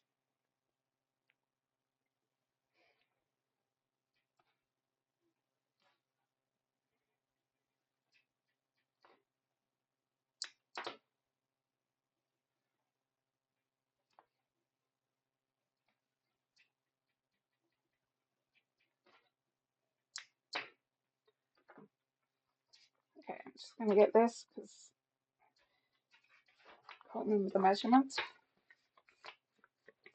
So 47, image 47, measuring down 1.5 inches. Yes, remember that now. Right, so I'm going to get the one with the zip pocket on. So that's the main body. Just go quickly, just give that a press. Got a nice finish to it.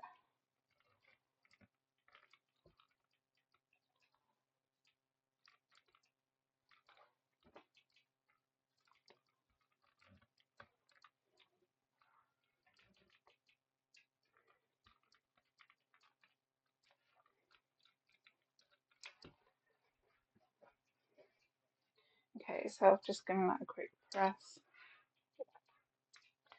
Right, so if you like your bags right to left, which is how I kind of like it, right to left, you need your zip pull on this side. If you're one of these people that, because you're left-handed, want it left to right, just install it this way. But I'm right-handed and I prefer to install it this way. So from that centre, I'm just going to line that up and get a quarters rule. And measure down 1.5 inches. So my number 6 is my centre. I'm just going to fold this in half and give this some really good creases. If the creases don't work out, you might want to put some pins in. I've got a funny feeling I might have to put some pins in. Yep. So 2 large pins. Where's my pin cushion? Where's Fred gone? Oh, there's Fred. My hedgehog's called Fred. Right, okay, so I'm just going to find the centre.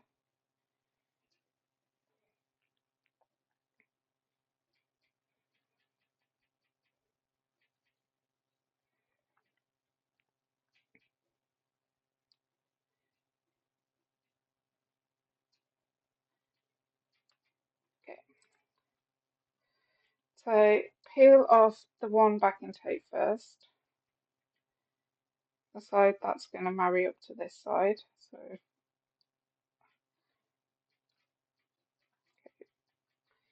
making sure my zip is on the right side. Match up that pin to that centre and the edge. And I'm telling you now, it's a tight squeeze there, guys. Okay. And when I say tight squeeze, it's when we sew the gusset on. It is a really tight squeeze. I've done that for a reason, so there is hardly any gap. Okay, so we're going to sew 1/8 of an inch away from the edge. Reverse our stitch at start and at the end, and then we're going to do another row, another 1/4 of an inch away from my sewn stitch, from my stitches, my row of stitches, and reverse my stitch at start and at the end. Use a top stitch of a length 4.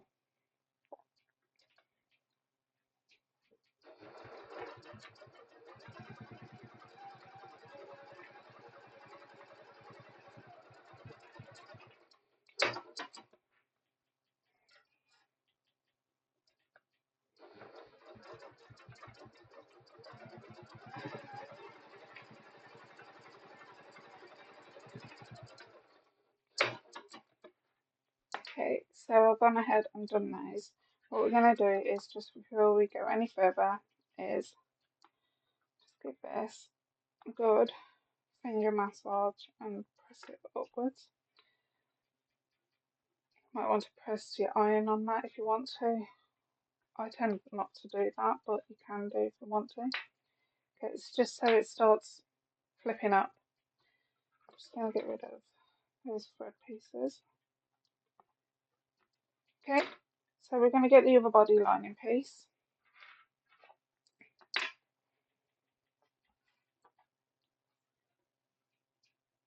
Measure down 1.5 inches. So I've matched up the centre with a mark on my mat.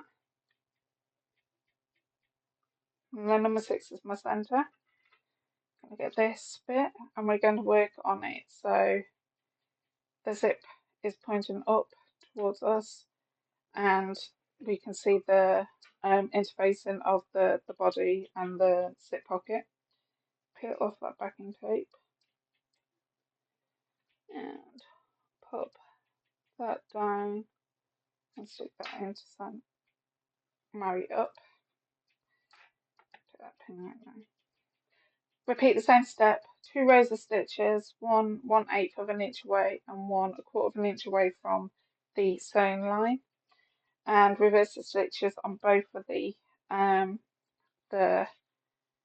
rows of stitches.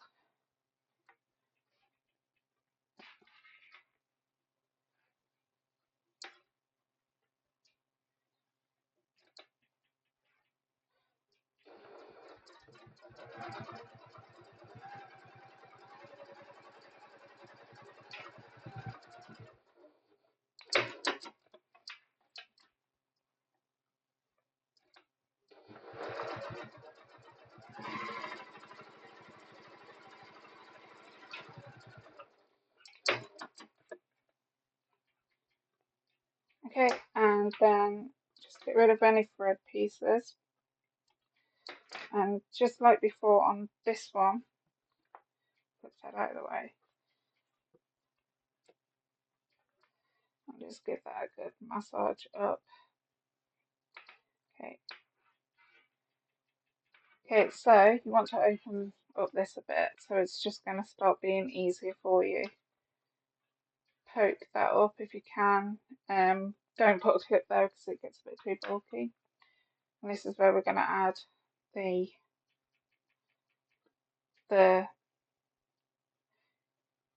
what's it called, the gusset. So like before, but this time we're going to work on both sides. And when I say both sides, we're going to clip both sides into place.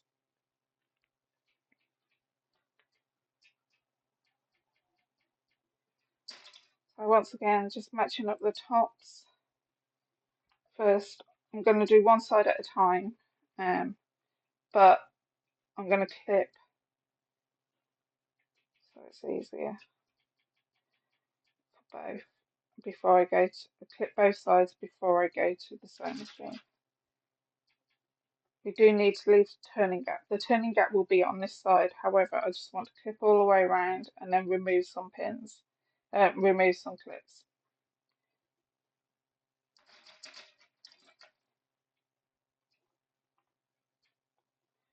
Where the zip gusset is, you will want to put a few extra clips in because it's quite bulky in that area, and I can guarantee you that everything will want to move.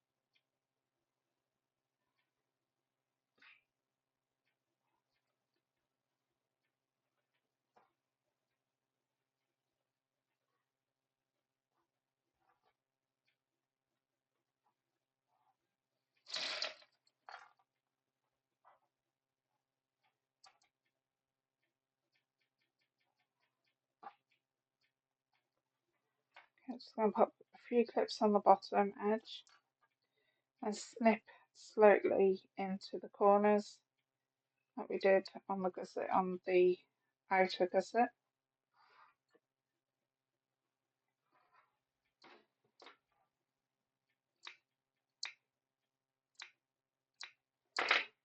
Uh,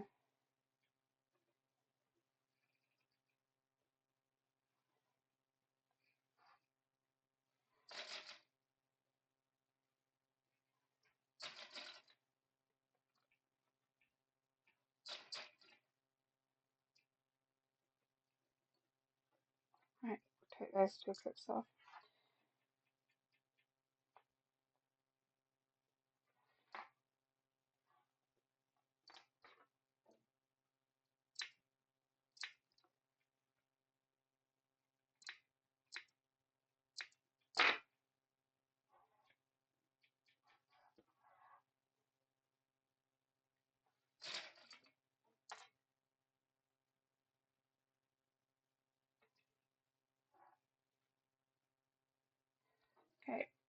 I want quite a big turning gap, so I'm gonna say I've got round about, let me just measure here, about 6-inch turning gap at the bottom there on that one side.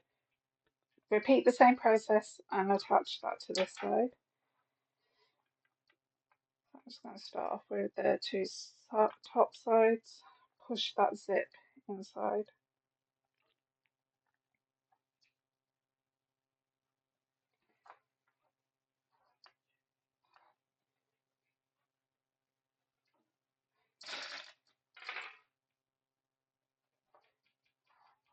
And this time we're going to put clips all the way around on this one side.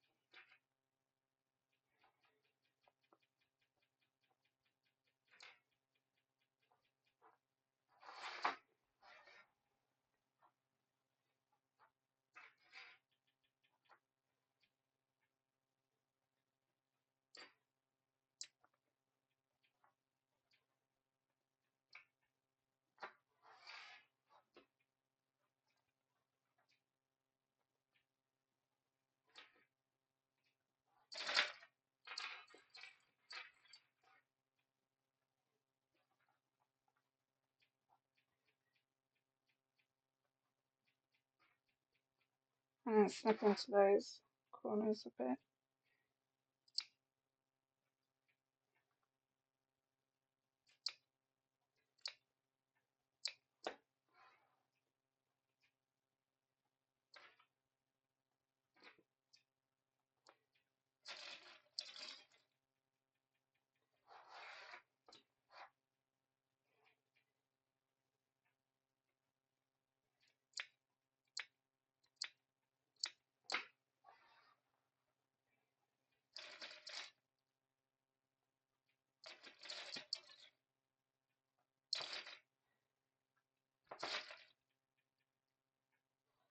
Okay, so first of all, we're going to sew the bit that's got the turning gap, just so we don't forget that there's a turning gap. So you're going to start from one side, reverse the stitch, go all the way around the corner and finish where the end zip with the end clip is and reverse the stitch. Same with this side, start off this side and go all the way to there and reverse our stitch. And then I'm going to flip it over and then sew all the way around using 1/4 inch seam allowance. Knocking my stitch length down to stitch length 2.5.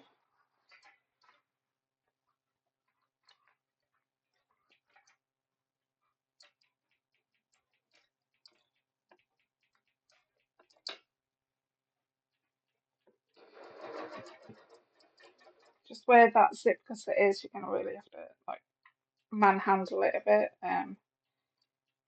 through everything. Make sure your zip tape isn't caught up.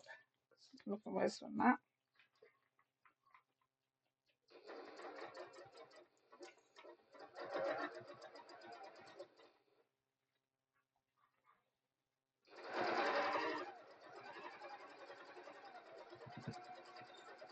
And don't forget to reverse your stitch where that last clip was, which is about there.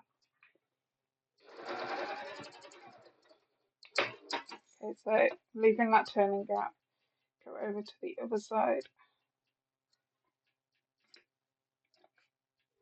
reverse our stitch, and go around.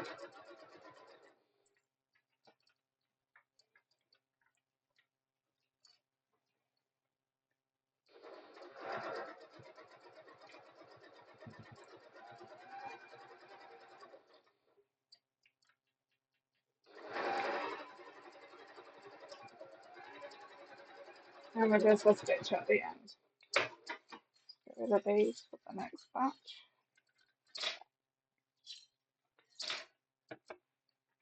Okay, just double check to make sure you're happy. I am. So put that down and stitch all the way around on this side.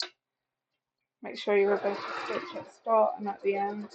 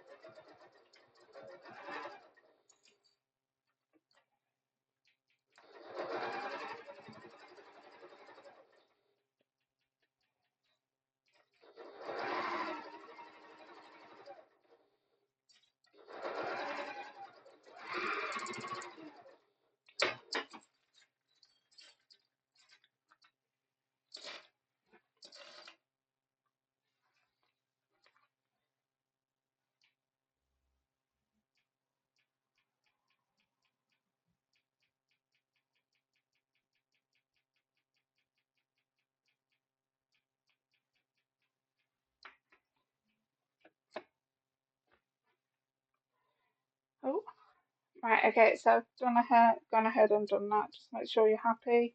I am. I'm going to open up my zipper fully now. Okay, so if your pocket ends up catching in that, as long as there's seam allowance, just trim it off. So you want it to be able to move around.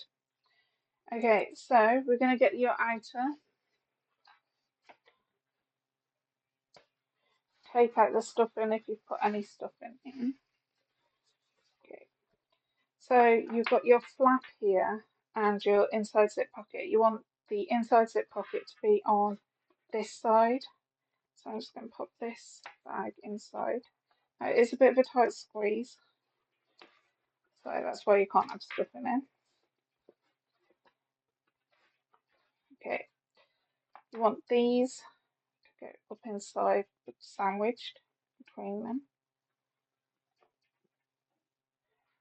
And we're just going to marry up those two seams.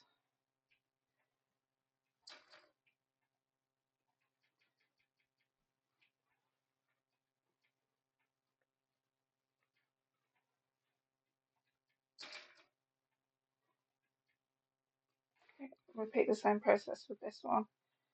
Tuck that up inside.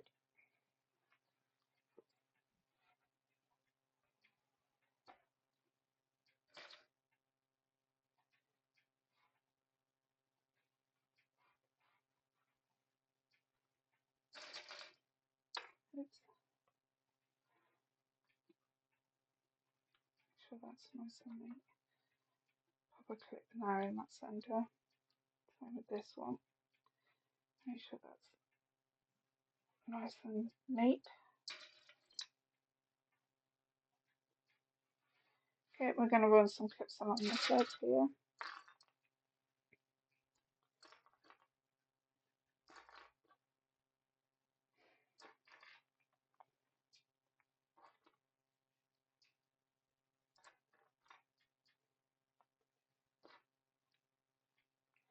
Flip that round. Now you will always get this kinkiness that goes on at certain points, so just get your hands up inside, push it down, and that kinkiness will go. And just run the rest of the clips all the way around.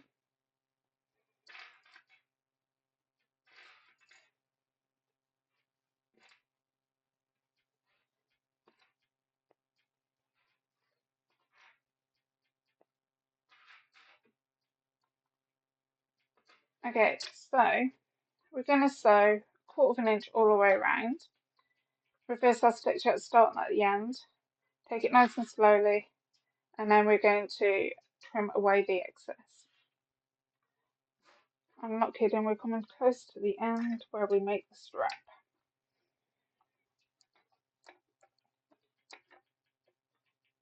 So 1/4 inch, standard stitch length, so 2.5 will be ample. Reverse our stitch. Make sure your needle is down when you're like manhandling it a bit.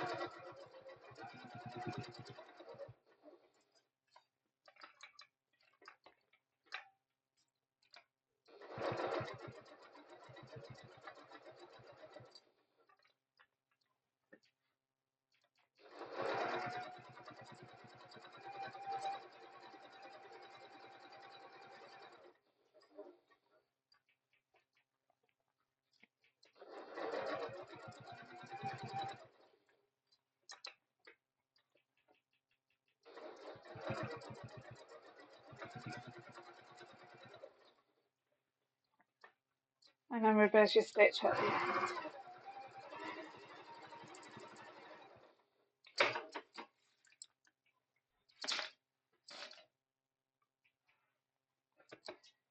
Okay, so just before you trim away any excess, we're just going to go all the way around, just make sure it's all stitched. I'm going to get a pair of scissors and trim off the excess.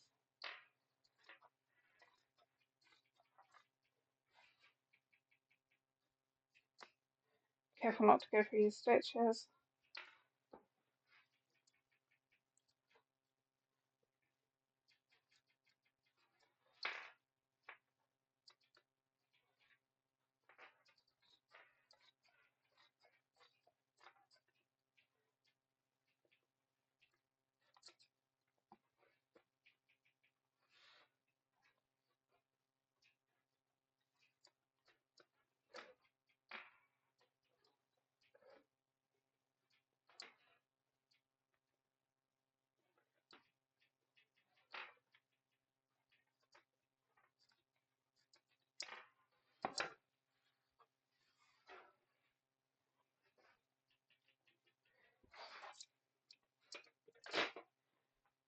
Okay, using that turning gap, we're going to pull the bag right side facing out.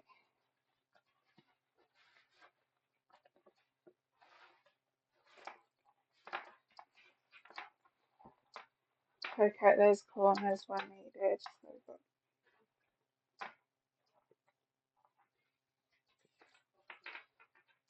it up inside here.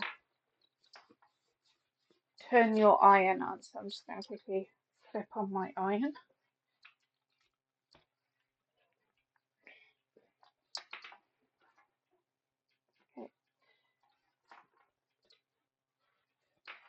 Okay, so we're going to push this up inside the bag. So,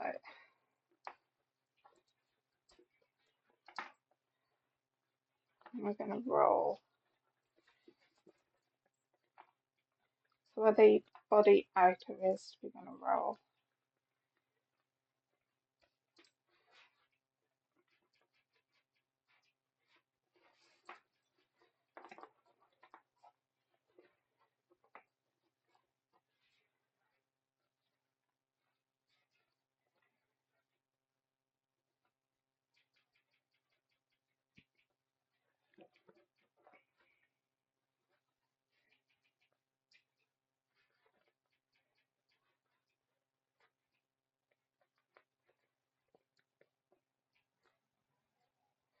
Okay, I'm just molding this into shape.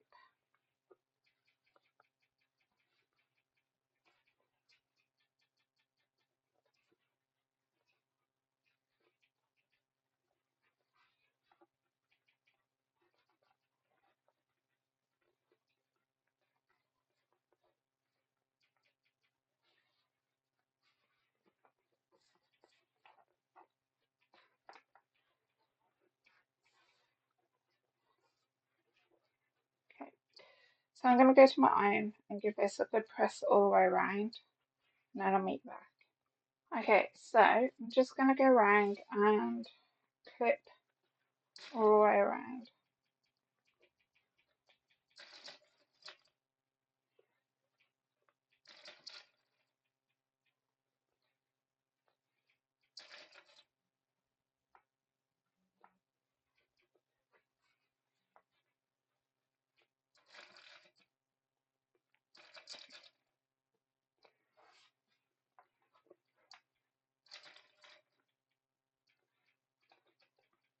And what I'm doing is holding everything into place for the next few steps.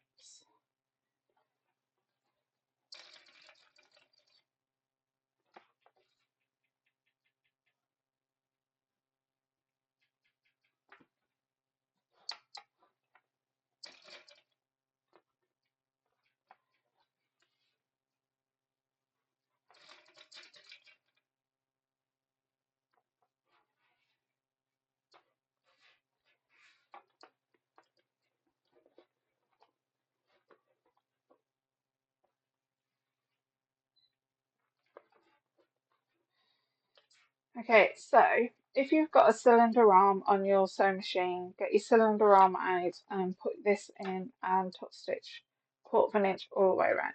Now, personally, I don't have a cylinder arm, I have a flatbed, so I'm going to have to turn this inside out to the best ability, keeping those clips hopefully in place. Okay, and then I'm going to have to top stitch like this going all the way around. Now I do leave it like this because it's just easier because I'm going to have to push it back out again. Okay, so I'm just going to top stitch all the way around. You'll see me do this. So if you have got a flat bed like me, like the Janome HD9, then you will find that you might have to do this yourself. Knock your stitch length off to stitch length number 4. And remember 1/4 inch. Now I'm going to start off with a D-ring side.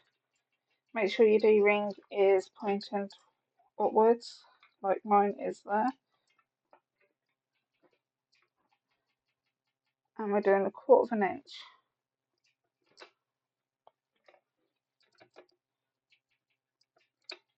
Okay, take it nice and slowly. Reverse your stitch at the start and at the end.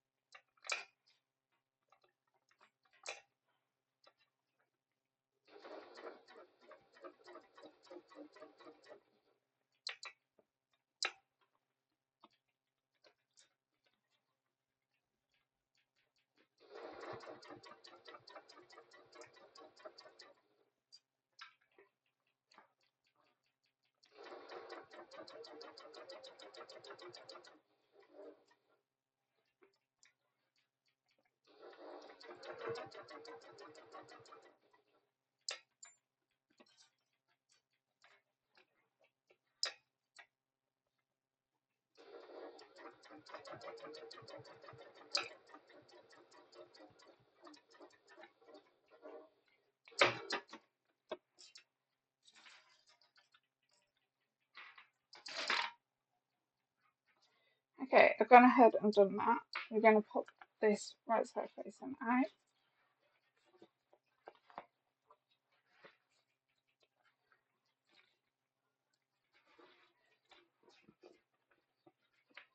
And last thing you're going to do is close off that lining. Now you can hand stitch this if you want to. I personally just machine sew it. So poke up those 2 seams up inside, clip it along that edge, and basically sew that together.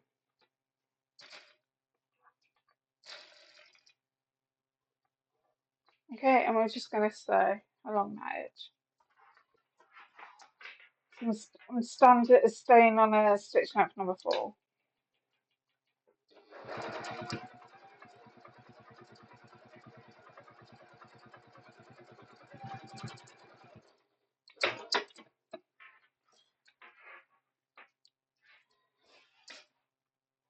Okay, poke all this back up inside, and then we're going to stop it out.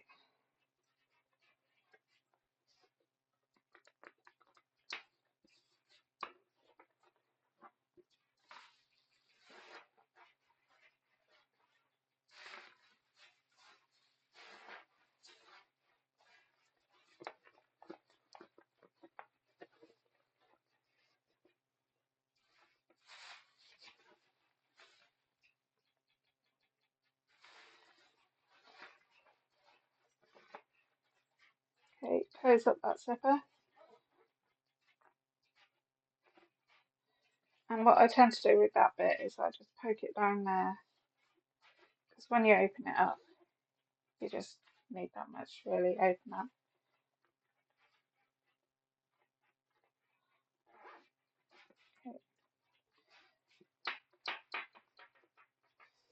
Okay, so that bag is practically done, apart from the strap. So we're going to move on to the strap.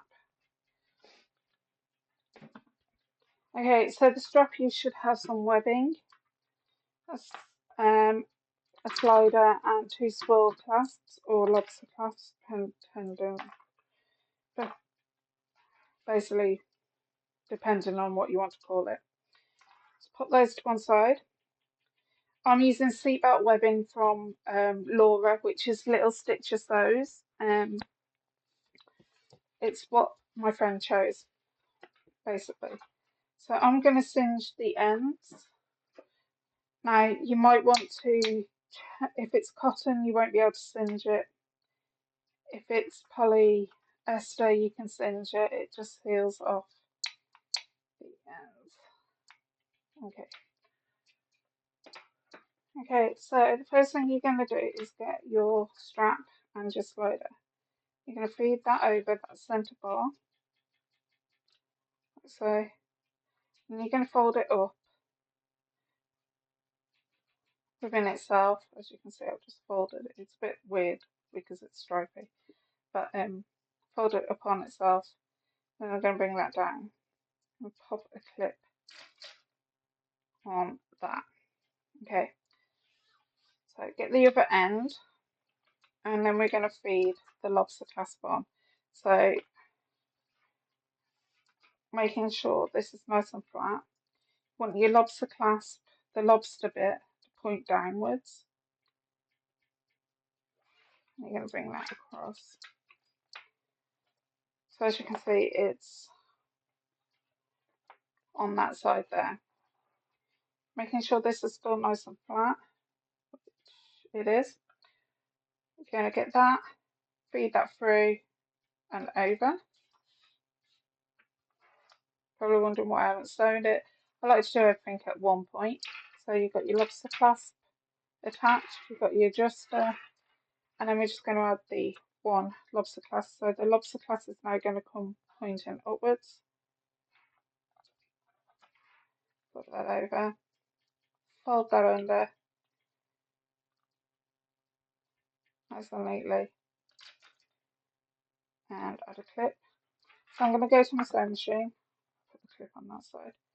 I'm going to sew row of stitches there, reverse my stitch at start and at the end. And I'm going to do the same with this one. Pop it that way. Oops. Pop it that way, reverse my stitch at start and at the end. And then the strap is finished. So I'm leaving my stitch down for stitch length number 4.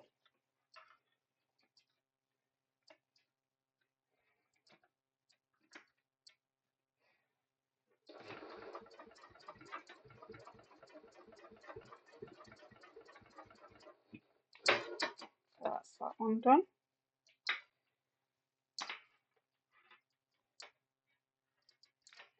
Oops. This one jumps off quite easy.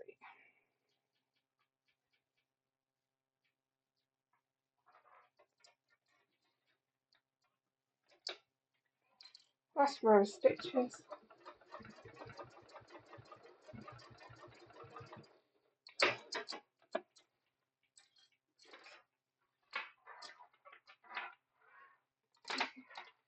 Any pieces of thread that you've got hanging, just trim those off.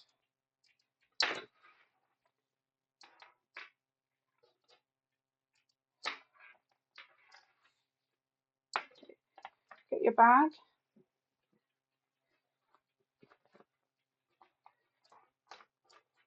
Attach that to here.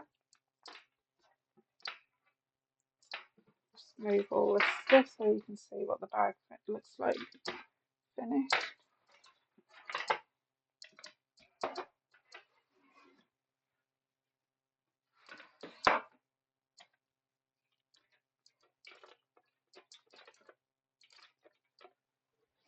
Okay, so that's the bag finished. You can adjust this as much as you want and that. Um, I personally leave the stuffing in for some time, so it gets its shape, before I pass it over to someone. A big tip, if you want to protect it because it's partly cotton and you want to protect it from shower proof, I use a waterproof spray that's got a Scotch Guard on it. So I'll go into on the outside of the house, spray all this over. You don't really need to spray cork, so you might want to wipe down the cork after you finish spraying it. But especially when the side gussets are and the pockets and the top bit here, you might want to spray it as well. That's just basically that will help waterproof it, but it's not completely waterproof, it's just shower proof. Okay, so that's, and you need to find one that's got Scotch Guard in it, just so it's basically got that silicone on it. Okay, so thank you ever so much for joining me.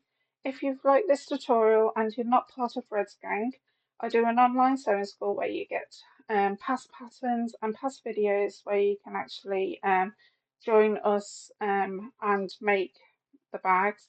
You also get a discount, and we also do retreats, so online retreats, and there is some bonus discounts through the year.